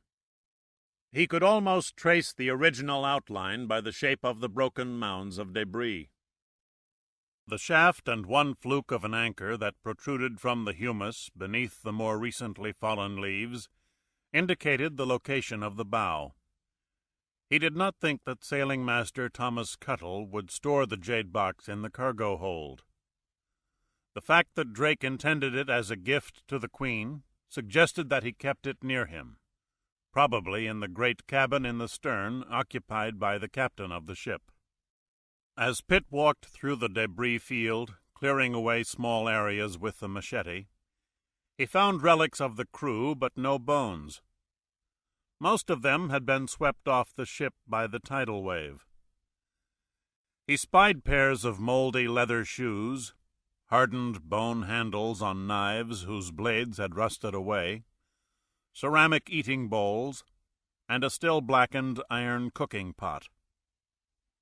Dread grew inside him as he realized the meagerness of the debris. He began to fear the wreck might have already been found and looted. He removed a plastic packet from inside his shirt, opened one end, and pulled out the illustrations and cutaway plans of a standard treasure galleon Perlmutter had faxed. Using the plans as a guide, he carefully measured off his steps until he estimated he was in the area of the hold where the valuable cargo would have been stored. Pitt went to work clearing what he thought was a heavy layer of compost. It proved to be only 10 centimeters, 4 inches thick. He had only to brush away the decomposing leaves with his hands to reveal several beautifully carved stone heads and full figures of various sizes. He guessed they were religious animal gods. A sigh of relief escaped his lips at discovering that the wreck of the galleon was untouched. Scraping away a length of rotting vine that had fallen from the trees far above, he discovered 12 more carvings, 3 that were life-size. In the ghostly light, their green coating of mold made them look like corpses arising from the grave. A clutter of clay pots and effigies had not fared as well after the damp of 4 centuries. Those that were relatively intact crumbled when touched. Of the textiles that had been part of the original treasure trove, all had rotted into a few swatches of black mold. Pitt eagerly dug deeper, ignoring torn fingernails and the slime that smeared his hands. He found a cache of jade, elegantly ornate and painstakingly carved. There were so many pieces he soon lost count. They were mingled with mosaics made of mother-of-pearl and turquoise. Pitt paused and wiped the sweat from his face with his forearm. This bonanza was bound to open a can of worms, he reflected. He could already envision the legal battles and diplomatic machinations that would occur between Ecuadorian archaeologists and government officials, who would claim the artifacts belonged to them by right of possession, and their counterparts in Peru, who would claim the trove as their original property. Whatever the legal entanglements, the one certainty was that none of the masterworks of Inca art would end up on a shelf in Pitt's home. He glanced at his watch. Over an hour had passed since he dropped through the trees. He left the mass of jumbled antiquities and continued moving toward what had once been the captain's cabin on the stern of the galleon. He was swinging the blade of the machete back and forth to sweep the dead vegetation away from a debris mound when the blade suddenly clanged on a solid metal object. Kicking the leaves to the side, he found that he had stumbled on one of the ship's 2 cannons. The bronze barrel had long since been coated by a thick green patina, and the muzzle was filled with compost accumulated through the centuries. Pitt could no longer tell where his perspiration left off and the humid moisture from the forest began. It was like working in a steam bath, with the added annoyance of tiny gnat-like insects that swarmed around his unprotected head and face. Fallen vines wrapped around his ankles, and twice he slipped on the wet plant growth and fell. A layer of clay soil and decayed leaves adhered to his body, giving him the look of some swamp creature from a haunted bog. The steamy atmosphere was slowly sapping his strength, and he fought back an overwhelming urge to lie down on a soft pile of leaves and take a nap, an urge that abruptly vanished at the repulsive sight of a bushmaster slithering across a nearby heap of ballast stones. The largest poisonous snake in the Americas, 3 meters, 10 feet long, pink and tan with dark, diamond-shaped blotches, the notorious pit viper was extremely lethal. Pitt gave it a wide berth and kept a wary eye for its relatives. He knew he was in the right area when he uncovered the big pintles and gudgeons, now badly rusted, that once held and pivoted the rudder. His foot accidentally kicked something buried in the ground, an unidentifiable circular band of ornate iron. When he bent down for a closer inspection, he saw shards of glass. He checked Perlmutter's illustrations and recognized the object as the stern running light. The rudder fittings and the lamp told him that he was standing over what had been the captain's cabin. Now his search for the jade box began in earnest. In 40 minutes of searching on his hands and knees, he found an inkwell, 2 goblets, and the remains of several oil lamps. Without stopping to rest, he carefully brushed away a small heap of leaves, and found himself looking into a green eye that stared back through the dank humus. He wiped his wet hands on his pants, took a bandana from his pocket, and lightly cleaned the features around the eye. A human face became visible, one that had been artistically carved with great care from a solid piece of jade. Pitt held his breath. Keeping his enthusiasm in check, he painstakingly dug 4 small trenches around the unblinking face, deep enough to see that it was the lid to a box about the size of a 12-volt car battery. When the box was totally uncovered, he lifted it from the moist soil, where it had rested since 1578, and set it between his legs.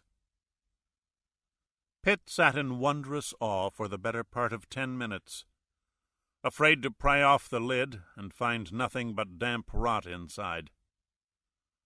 With great trepidation, he took a small Swiss army knife from one pocket, swung out the thinnest blade, and began to jimmy the lid. The box was so tightly sealed, he had to constantly shift the knife blade around the box, prying each side a fraction of a millimeter before moving on to the next. Twice he paused to wipe away the sweat that trickled into his eyes. Finally, the lid popped free.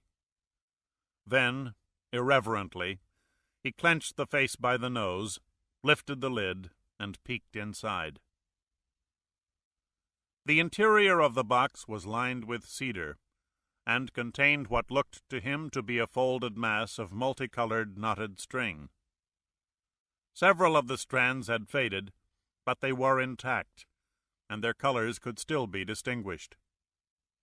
Pitt couldn't believe the remarkable state of preservation, until he closely studied the antiquity and realized it was made, not from cotton or wool, but twisted coils of tinted metal. "That's it!" he shouted, startling a tree full of macaws, who winged into the depths of the rainforest amid a chorus of shrieking chatter. The Drake Quipu. Clutching the box with the tenacity of an Ebenezer Scrooge refusing to donate to a Christmas charity, Pitt found a reasonably dry fallen tree to sit on. He stared into the jade face and wondered if the Quipu's secret could somehow be unriddled. According to Dr. Ortiz, the last person who might have read the knotted strands had died 400 years ago. He fervently hoped that Jaeger's state-of-the-art computer could cut through time and solve the mystery.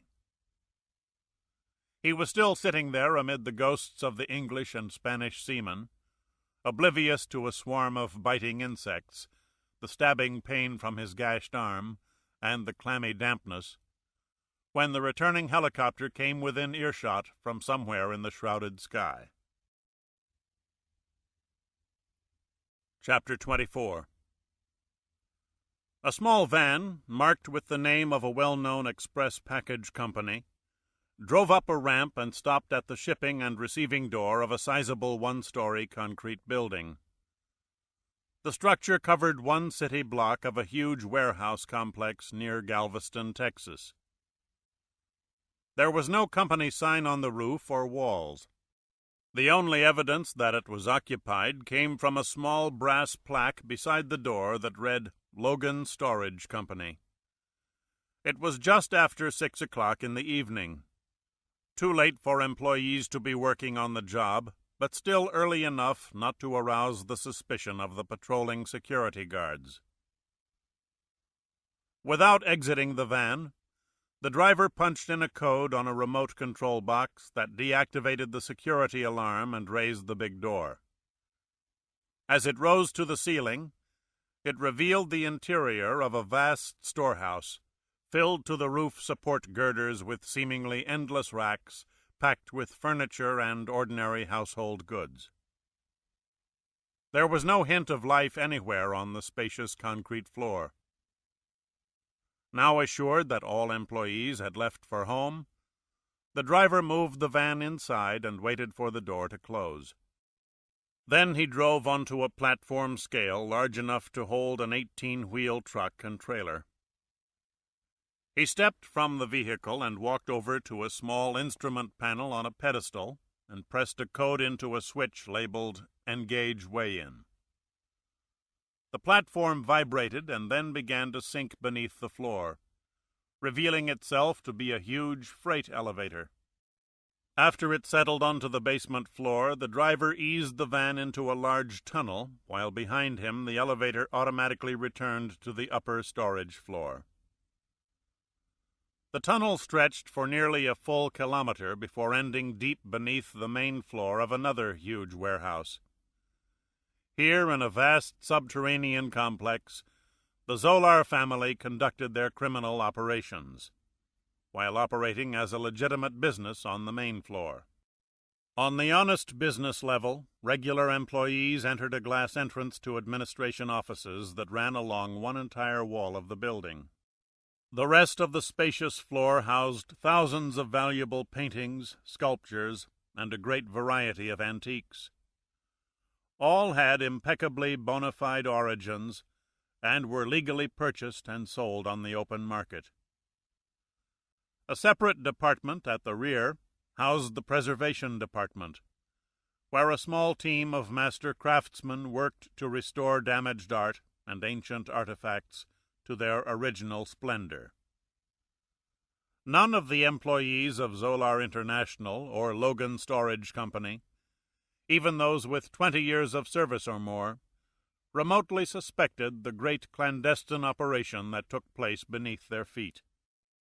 The driver exited the tunnel and entered an enormous, sprawling, secret sub-basement, whose interior floor space was even larger than the main surface level 20 meters, 66 feet, above.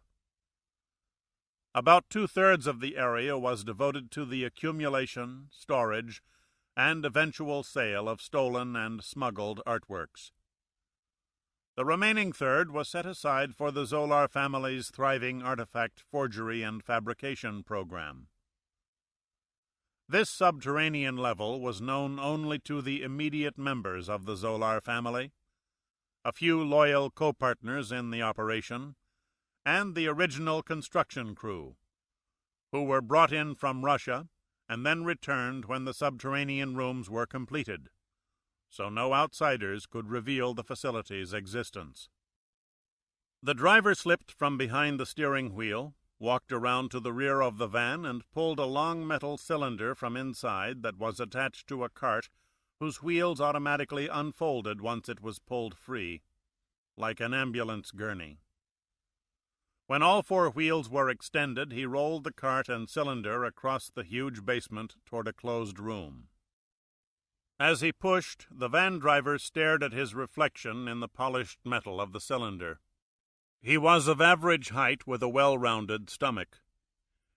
He looked heavier than his actual weight because of a tight-fitting pair of white coveralls. His medium brown hair was clipped short in a military crew cut, and his cheeks and chin were closely shaven. He found it amusing that his shamrock green eyes took on a silver tint from the aluminum container.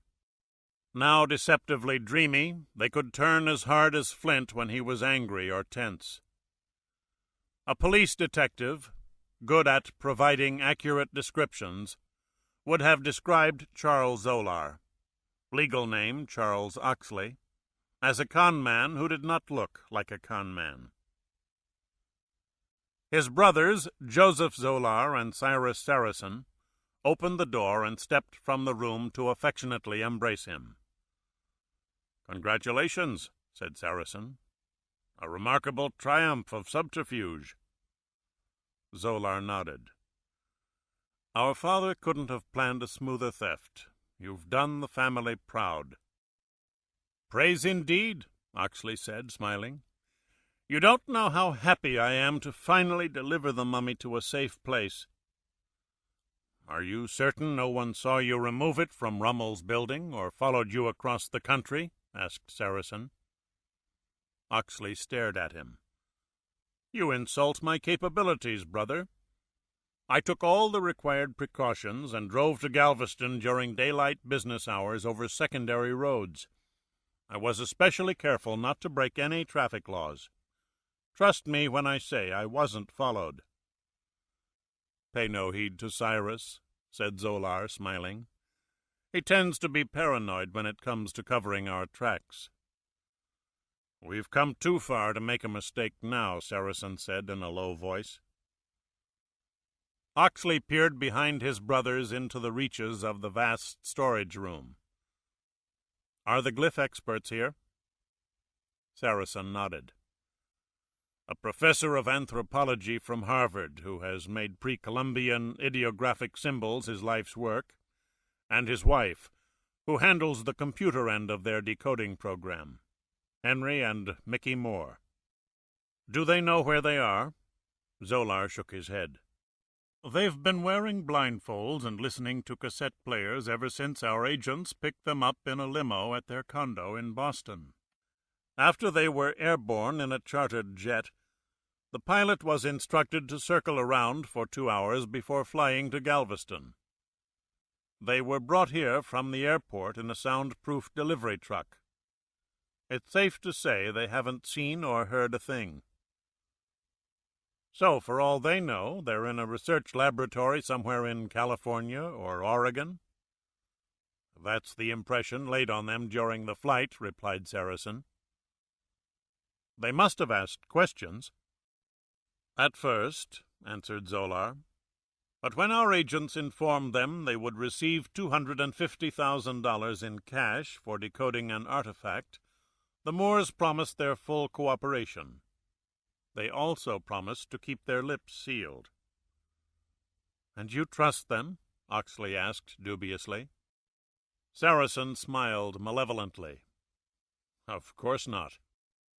Oxley didn't have to read minds to know that Henry and Mickey Moore would soon be names on a tombstone. "No sense in wasting more time, brothers," he said. "Where do you want General Nimelap's mummy?" Saracen gestured toward one section of the underground facility. "We've partitioned a special room. I'll show you the way while Brother Joseph escorts our experts." He hesitated, pulled 3 black ski masks from his coat pocket, and flipped one to Oxley. "Put that on. We don't want them to see our faces." "Why bother? They won't live to identify us." "To intimidate them." "A little extreme, but I guess you have a point." While Zolar guided the Moors to the enclosed room, Oxley and Saracen carefully removed the golden mummy from the container and laid it on a table covered with several layers of velvet padding. The room had been furnished with a small kitchen, beds, and a bathroom. A large desk was set with note and sketch pads, and several magnifying glasses with varied degrees of magnification. There was also a computer terminal with a laser printer loaded with the proper software. An array of overhead spotlights was positioned to accent the images engraved on the golden bodysuit. When the Moors entered the room, their headsets and blindfolds were removed. "I trust you were not too uncomfortable," said Zolar courteously. The Moors blinked under the bright lights and rubbed their eyes. Henry Moore looked and acted the role of an Ivy League professor.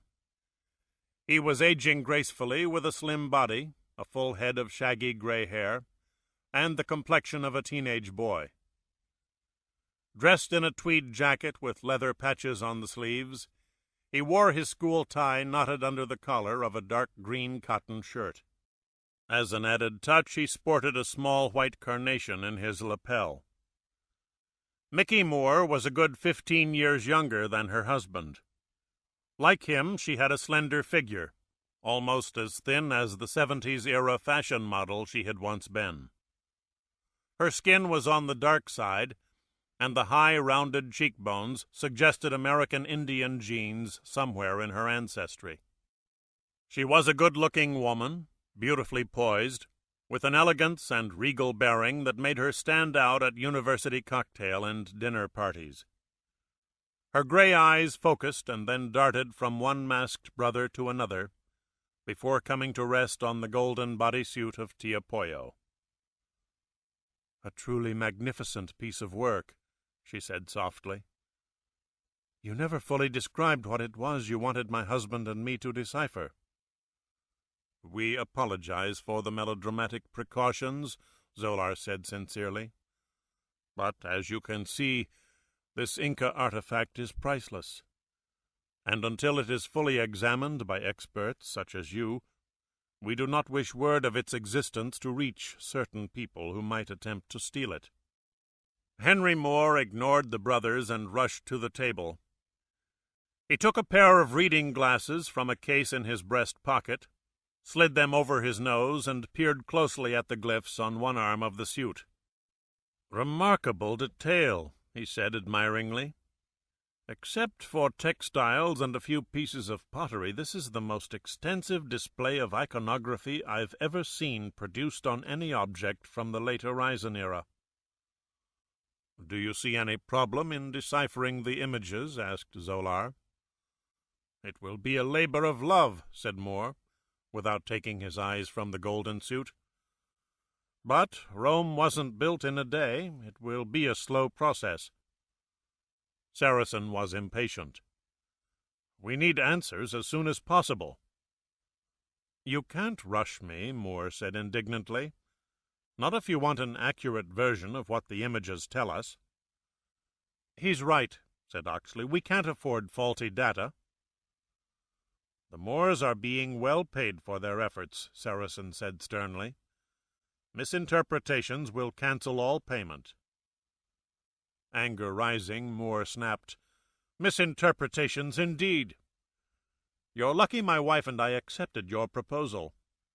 One look at what's on the table, and we're aware of the reasons behind your juvenile hocus-pocus games.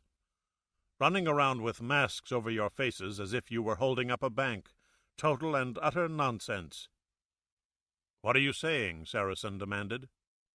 "Any historian worth his salt knows the golden bodysuit of Tia Pollo was stolen from Spain in the 1920s and never recovered. How do you know this isn't another one that was recently discovered?" Moore pointed to the first image of a panel that traveled from the left shoulder to the hand.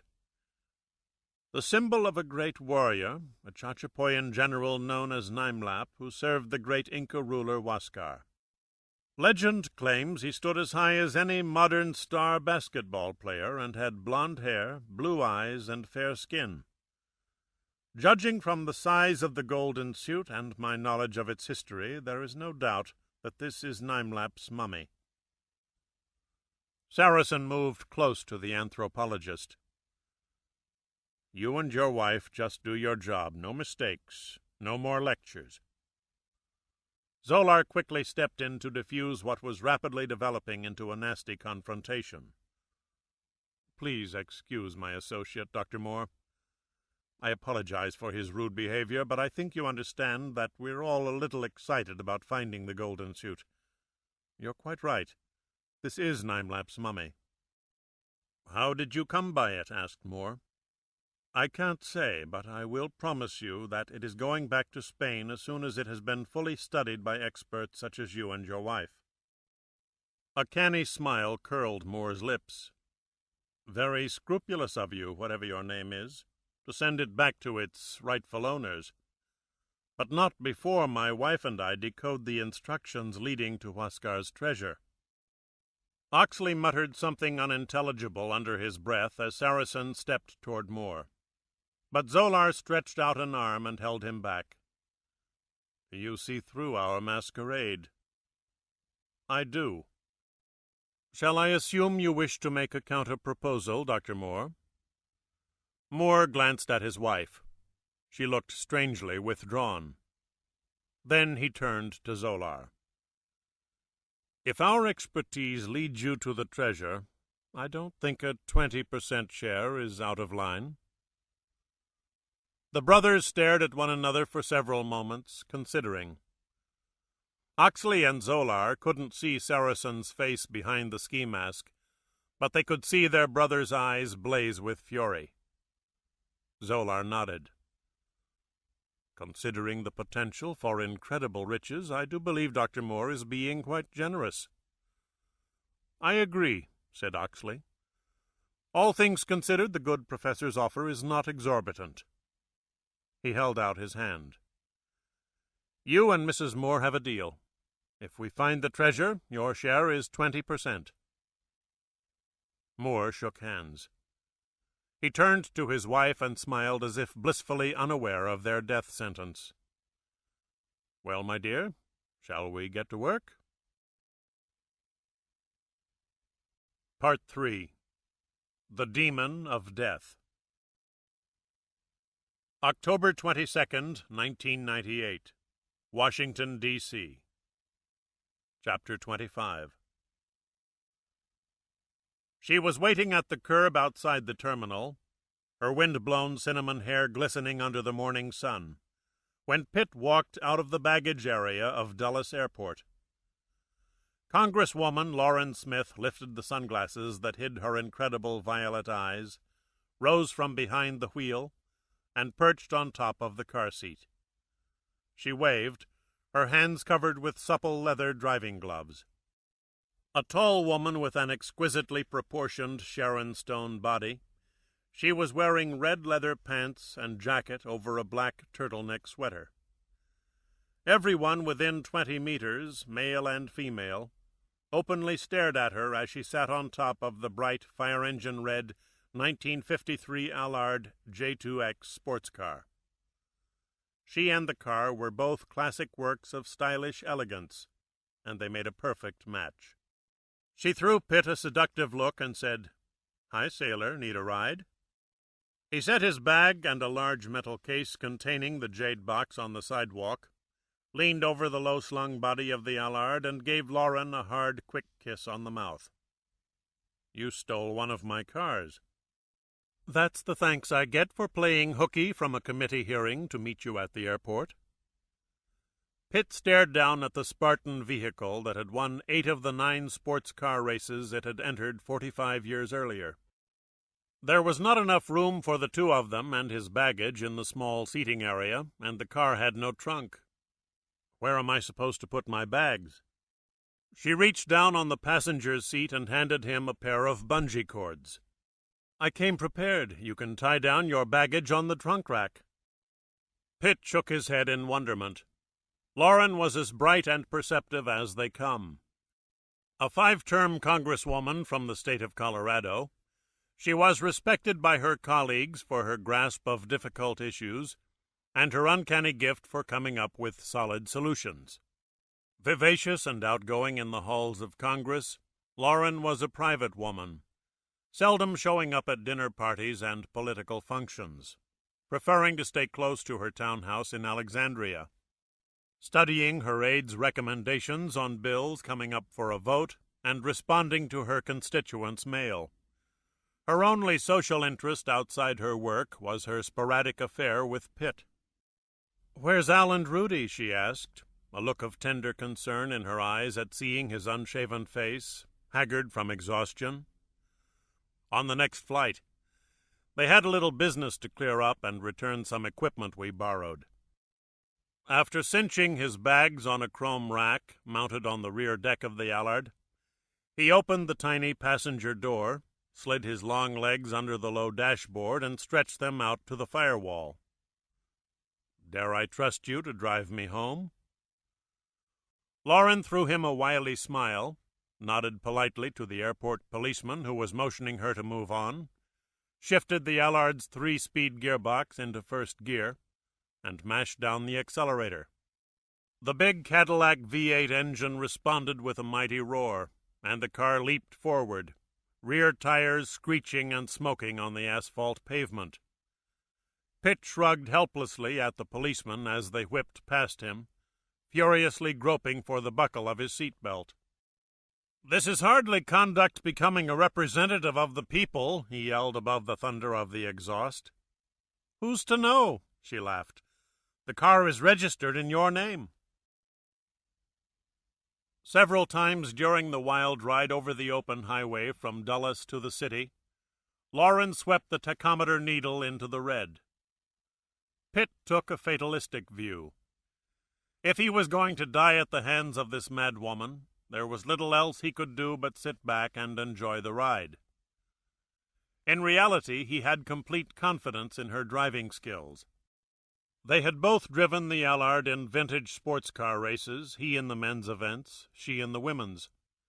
He relaxed, zipped up his windbreaker, and breathed in the brisk fall air that rushed over and around the little twin windscreens mounted on the cowling.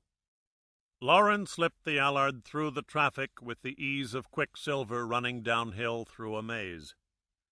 She soon pulled up in front of the old metal aircraft hangar, on the far end of Washington's International Airport, that Pitt called home. The structure had been built during the late 1930s as a maintenance facility for early commercial airliners. In 1980, it was condemned and scheduled for demolition. But Pitt took pity on the deserted and forlorn structure and purchased it.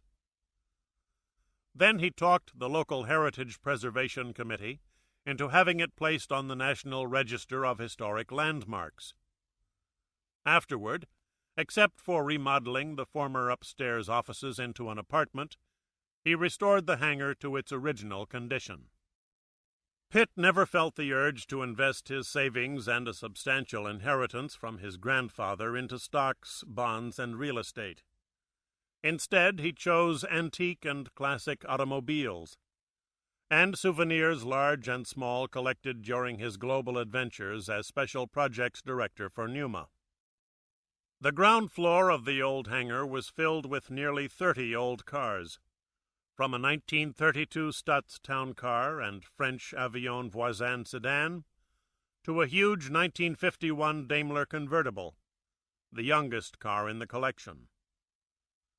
An early Ford trimotor aircraft sat in one corner, its corrugated aluminum wing sheltering a World War II Messerschmitt Me-262 jet fighter. Along the far wall, an early Pullman railroad car, with Manhattan Limited lettered on the sides, rested on a short length of steel track. But perhaps the strangest item was an old Victorian claw-footed bathtub with an outboard motor clamped to the back. The bathtub, like the other collectibles inside the hangar, had its own unique story. Lauren stopped beside a small receiver mounted on a post. Pitt whistled the first few bars of Yankee Doodle, and sound recognition software electronically shut down the security system and opened a big drive-through door. Lauren eased the Allard inside and turned off the ignition. "There you are," she announced proudly, "home in one piece."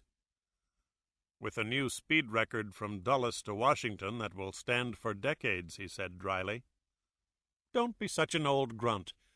You're lucky I picked you up." "Why are you so good to me?" he asked affectionately. "Considering all the abuse you heap on me, I really don't know." "Abuse?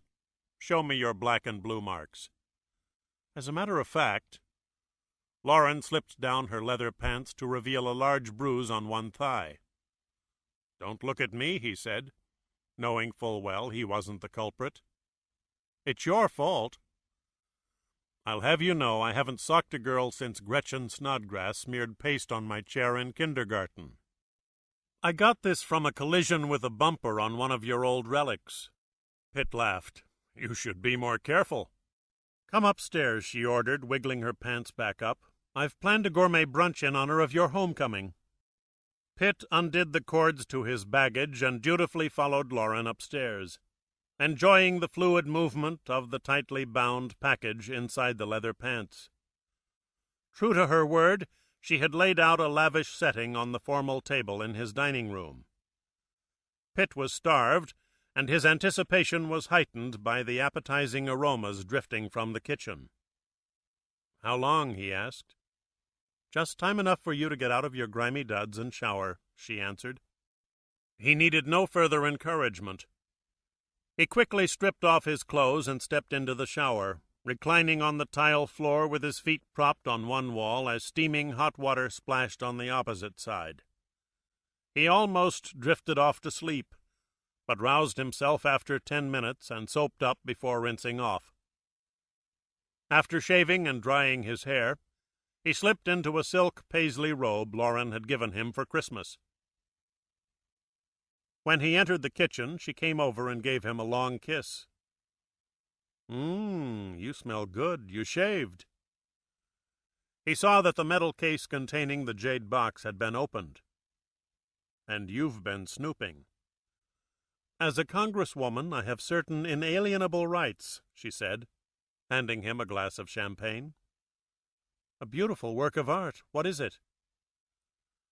"It," he answered, "is a pre-Columbian antiquity that contains the directions to hidden riches worth so much money it would take you and your buddies in Congress all of 2 days to spend it."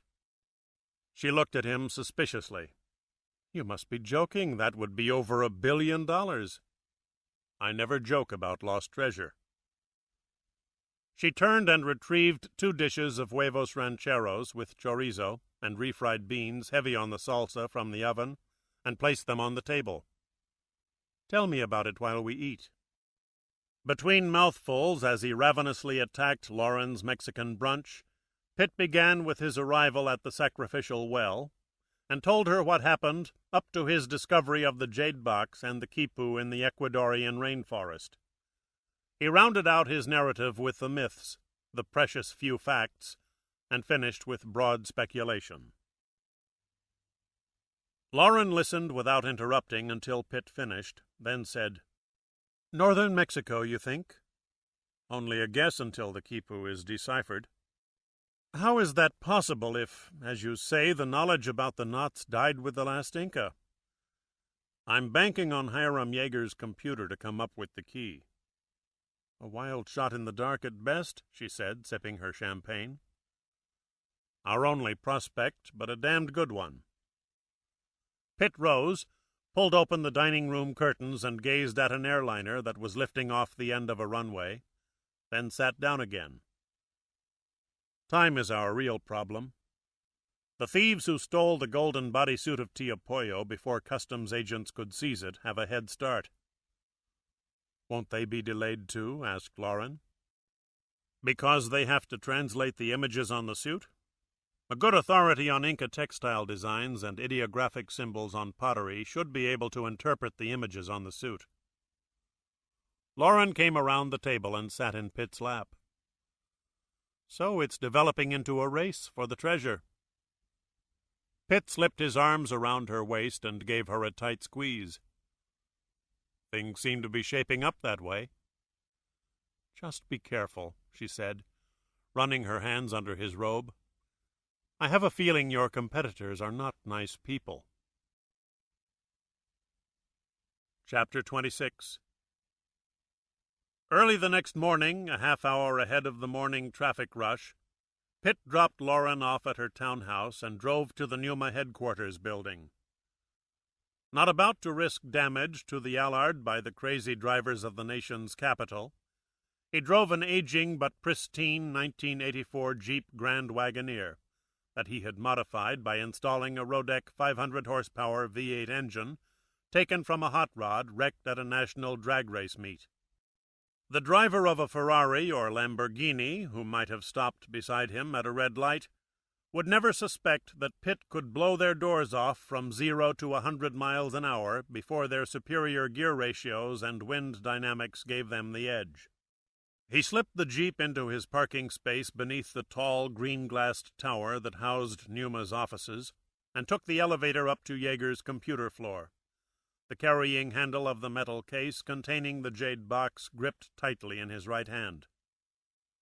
When he stepped into a private conference room, he found Admiral Sandecker, Giordino, and Gunn already waiting for him. He set the case on the floor and shook hands. "I apologize for being late." "You're not late." Admiral James Sandecker spoke in a sharp tone that could slice a frozen pork roast. "We're all early. In suspense and full anticipation about the map, or whatever you call it." "Kipu," explained Pitt patiently. "An Inca recording device." "I'm told the thing is supposed to lead to a great treasure. Is that true?" "I wasn't aware of your interest," Pitt said, with the hint of a smile.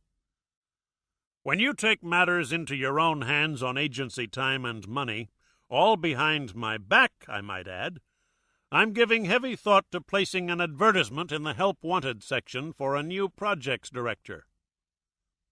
"Purely an oversight, sir," said Pitt, exercising considerable willpower to keep a straight face. "I had every intention of sending you a full report." "If I believed that," Sandecker snorted, "I'd buy stock in a buggy whip factory." A knock came on the door, and a bald-headed, cadaverous man with a great, scraggly Wyatt Earp mustache stepped into the room. He was wearing a crisp, white lab coat. Sandecker acknowledged him with a slight nod and turned to the others. "I believe you all know Dr. Bill Straight," he said. Pitt extended his hand. "Of course. Bill heads up the Marine Artifact Preservation Department. We've worked on several projects together. My staff is still buried under the 2 truckloads of antiquities from the Byzantine cargo vessel you and Al found embedded in the ice on Greenland a few years ago." "All I remember about that project," said Giordino, "is that I didn't thaw out for 3 months." "Why don't you show us what you've got?" said Sandecker, unable to suppress his impatience. "Yes, by all means," said Yeager, polishing one lens of his granny spectacles. "Let's have a look at it." Pitt opened the case, gently removed the jade box, and placed it on the conference table. Giordino and Gunn had already seen it during the flight from the rainforest to Quito, and they stood back while Sandecker, Yeager, and Straight moved in for a close look. "Masterfully carved," said Sandecker, admiring the intricate features of the face on the lid. "A most distinctive design," observed Straight. "The serene expression, the soft look of the eyes definitely have an Asian quality about them. Almost a direct association with statuary art from the Cahola dynasty of southern India."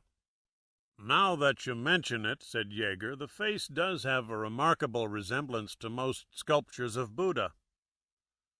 "How is it possible for 2 unrelated cultures to carve similar likenesses from the same type of stone?" asked Sandecker.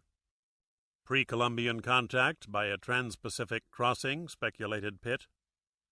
Straight shook his head. "Until someone discovers an ancient artifact in this hemisphere that is absolutely proven to have come from either Asia or Europe, all similarities have to be classed as sheer coincidence. No more. Likewise, no early Mayan or Andean art has ever shown up in excavations of ancient cities around the Mediterranean or the Far East," said Gunn. Straight lightly ran his fingertips over the green jade. "Still, this face presents an enigma. Unlike the Maya and the ancient Chinese, the Inca did not prize jade. They preferred gold to adorn their kings and gods, living or dead, believing it represented the sun that gave fertility to the soil and warmth to all life." "Let's open it and get to that thing inside," ordered Sandecker. Straight nodded at Pitt. "I'll let you do the honors." Without a word, Pitt inserted a thin metal shaft under the lid of the box and carefully pried it open. There it was, the Kipu, lying as it had in the cedar-lined box for centuries. They stared curiously at it for almost a minute, wondering if its riddle could be solved. Straight zipped open a small leather pouch. Neatly arrayed inside was a set of tools, several different-sized tweezers, small calipers, and a row of what looked like the picks that dentists use for cleaning teeth. He pulled on a pair of soft white gloves and selected a pair of tweezers and one of the picks. Then he reached in the box and began probing the quipu, delicately testing the strands to see if they could be separated without breaking. As if he were a surgeon lecturing to a group of interns over a cadaver, he began explaining the examination process. Not as brittle nor as fragile as I expected. The quipu is made from different metals, mostly copper, some silver, one or two gold. Looks like they were hand-formed into wire and then wound into tiny coil-like cables, some thicker than others, with varied numbers of strands and colors. The cables still retain a measure of tensile strength and a surprising degree of resilience. There appear to be a total of 31 cables of various lengths, each with a series of incredibly small knots spaced at irregular intervals. Most of the cables are individually tinted, but a few are identical in color. The longer cables are linked to subordinates that act as modifying clauses, similar to the diagram of a sentence in an English class. This is definitely a sophisticated message that cries out to be unraveled. "Amen," muttered Giordino. Straight paused and turned to the Admiral. "With your permission, sir, I will remove the quipu from its resting place." "What you're saying is that I'm responsible in the event you break the damn thing," Sandecker scowled. "Well, sir." "Go ahead, man, get with it. I can't stand around here all day staring at some smelly old relic." "Nothing like the aroma of rotting mulch to put one on edge," said Pitt drolly. Sandecker fixed him with a sour stare. "We can dispense with the humor." "The sooner we unsnarl this thing," said Yeager anxiously, "the sooner I can create a decoding program." Straight flexed his gloved fingers like a piano player about to assault Franz Liszt's Hungarian Rhapsody No. 2.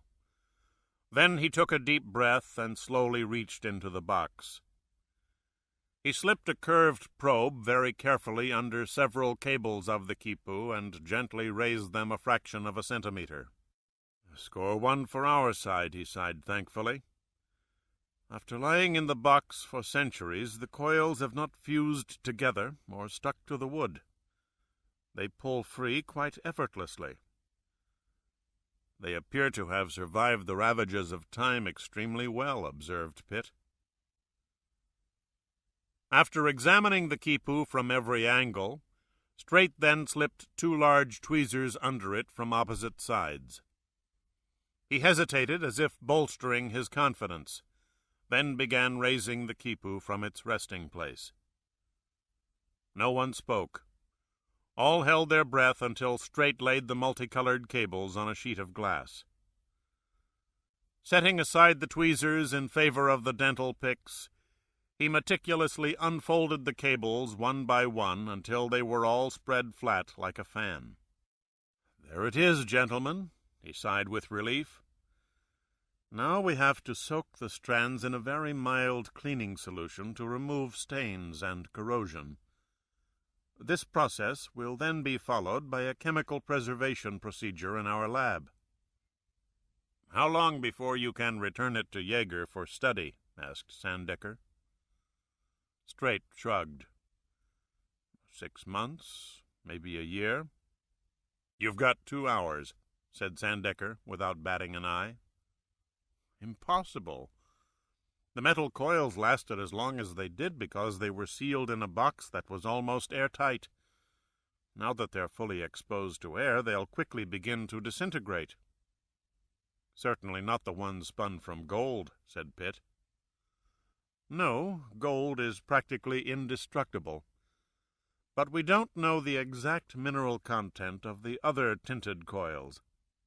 The copper, for instance, may have an alloy that crumbles from oxidation. Without careful preservation techniques, they might decay, causing the colors to fade to the point of becoming unreadable. Determining the color key is vital to deciphering the quipu, Gunn added. The mood in the room had suddenly turned sour. Only Jaeger seemed immune. He wore a canny smile on his face as he gazed at Straight.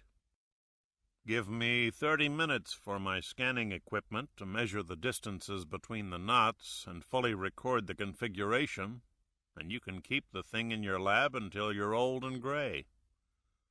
"That's all the time you'll need?" Sandecker asked incredulously. "My computers can generate three-dimensional digital images, enhanced to reveal the strands as vividly as they were when created 400 years ago." "Ah, but it soothes the savage beast," Giordino waxed poetical, "to live in a modern world." Jaeger's scan of the Drake quipu took closer to an hour and a half, but when he was finished, the graphics made it look better than when it was brand new. 4 hours later, he made his first breakthrough in deciphering its message.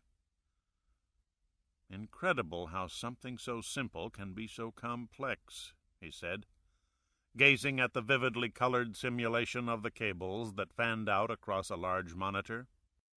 "Sort of like an abacus," said Giordino, straddling a chair in Jaeger's computer sanctuary and leaning over the backrest. Only he and Pitt had remained with Jaeger. Straight had returned to his lab with the quipu, while Sandecker and Gunn went off to a Senate committee hearing on a new underwater mining project. Far more complicated.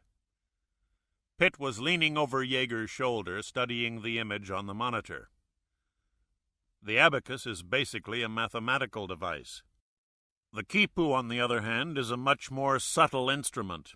Each color, coil thickness, placement, and type of knot, and the tufted ends all have significance. Fortunately, the Inca numerical system used a base of 10 just like ours. "Go to the head of the class." Jaeger nodded. "This one, besides numerically recording quantities and distances, also recorded a historical event. I'm still groping around in the dark, but, for example..." He paused to type in a series of instructions on his keyboard. 3 of the quipu's coils appeared to detach themselves from the main collar and were enlarged across the screen. "My analysis proves pretty conclusively that the brown, blue, and yellow coils indicate the passage of time over distance.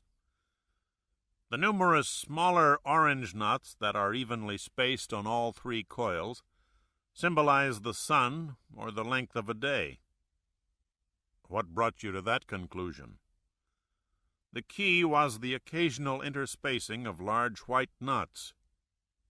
"Between the orange ones?" "Right.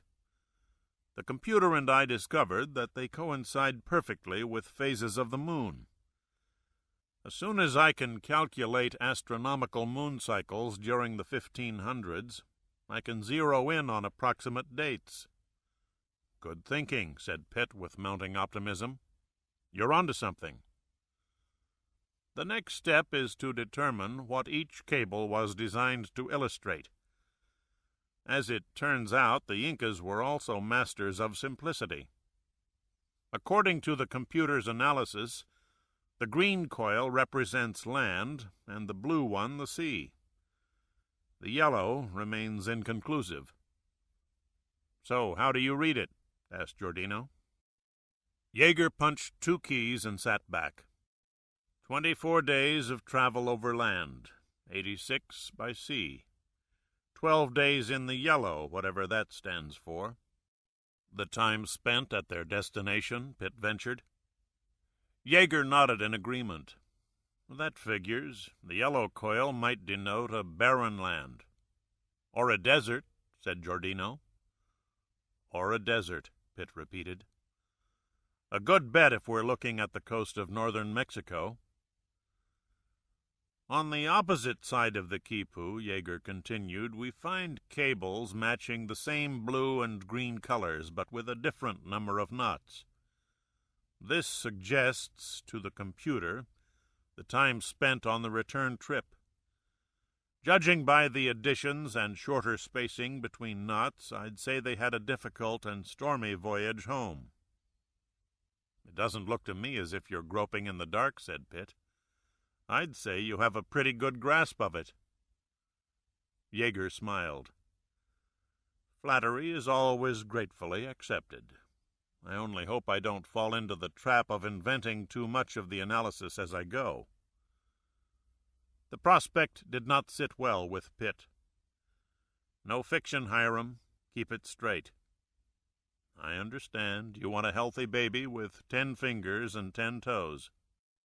Preferably one holding a sign that says, 'Dig here,'" Pitt said in a cold, flat voice that almost curled Jaeger's hair. "Or we'll find ourselves staring down a dry hole." Chapter 27.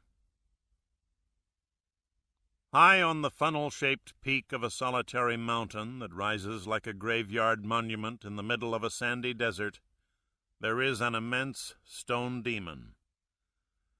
It has stood there, legs tensed as if ready to spring, since prehistoric times, its claws dug into the massive basalt rock from which it was carved. In the desert tapestry at its feet, ghosts of the ancients mingle with the ghosts from the present. Vultures soar over it, jackrabbits leap between its legs, lizards scurry over its giant paws. From its pedestal on the summit, the beast's snake-like eyes command a panoramic vista of sand dunes, rocky hills and mountains, and the shimmering Colorado River that divides into streams across its silted delta before merging with the Sea of Cortez. Exposed to the elements on the top of the mountain, which is said to be mystic and enchanted, much of the intricate detail of the sculpture has been worn away. The body appears to be that of a jaguar or a huge cat with wings and a serpent's head. One wing still protrudes above a shoulder, but the other has long since fallen on the hard, rocky surface beside the beast and shattered. Vandals have also taken their toll, chipping away the teeth from the gaping jaws and digging their names and initials on the flanks and chest.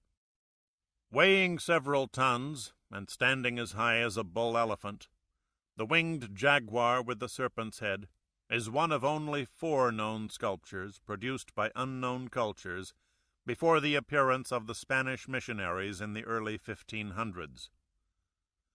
The other 3 are static, crouching lions in a national park in New Mexico that were far more primitive in their workmanship. Archaeologists who had scaled the steep cliffs were mystified as to its past. They had no way of guessing its age or who carved the beast from one enormous outcropping of rock. The style and design were far different from any known artifacts of the prehistoric cultures of the American Southwest. Many theories were created, and many opinions offered, but the enigma of the sculpture's significance remained shrouded in its past. It was said that the ancient people feared the awesome stone beast, believing it to be a guardian of the underworld.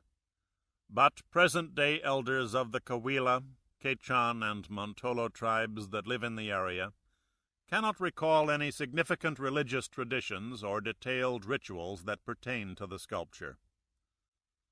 No oral history had been passed down, so they simply created their own myth on the ashes of a forgotten past. They invented a supernatural monster that all dead people must pass on their journey to the great beyond. If they led bad lives, the stone beast came to life. It snatched them in its mouth, chewed them with its fangs, and spat them out as maimed and disfigured ghosts, doomed to walk the earth forever as malignant spirits. Only those good of heart and mind were allowed to proceed unmolested into the afterworld. Many of the living made the difficult climb up the sharp walls of the mountain to lay gifts of hand-modelled clay dolls and ancient seashells etched with the figures of animals at the feet of the sculpture as tribute, a bribe to ease the way when their time came. Bereaved family members often stood on the desert floor far below the menacing sculpture and sent an emissary to the top while they prayed for the beast to grant their loved one safe passage. Billy Yuma had no fear of the stone demon as he sat in his pickup truck under the shadow of the mountain and gazed up at the forbidding sculpture far above him. He was hopeful his parents and his friends who had died had been allowed to freely pass the guardian of the dead. They were good people who had harmed no one. But it was his brother, the black sheep of the family, who beat his wife and children and died an alcoholic, that Billy feared had become an evil ghost. Like most Native Americans of the desert, Billy lived in the constant presence of the hideously deformed spirits who wandered aimlessly and did malicious things. He knew his brother's spirit could rise at any moment and throw dirt on him or tear his clothes, even haunt his dreams with horrible visions of the restless dead. But Billy's greatest worry was that his brother might bring illness or injury to his wife and children. He had seen his brother 3 times, once as a whirlwind that left behind a trail of choking dust, next as a wavering light spinning around a mesquite, and finally as a shaft of lightning that struck his truck. These were ominous signs. Billy and his tribe's medicine man had huddled around an open fire to discuss a way to combat his brother's ghost.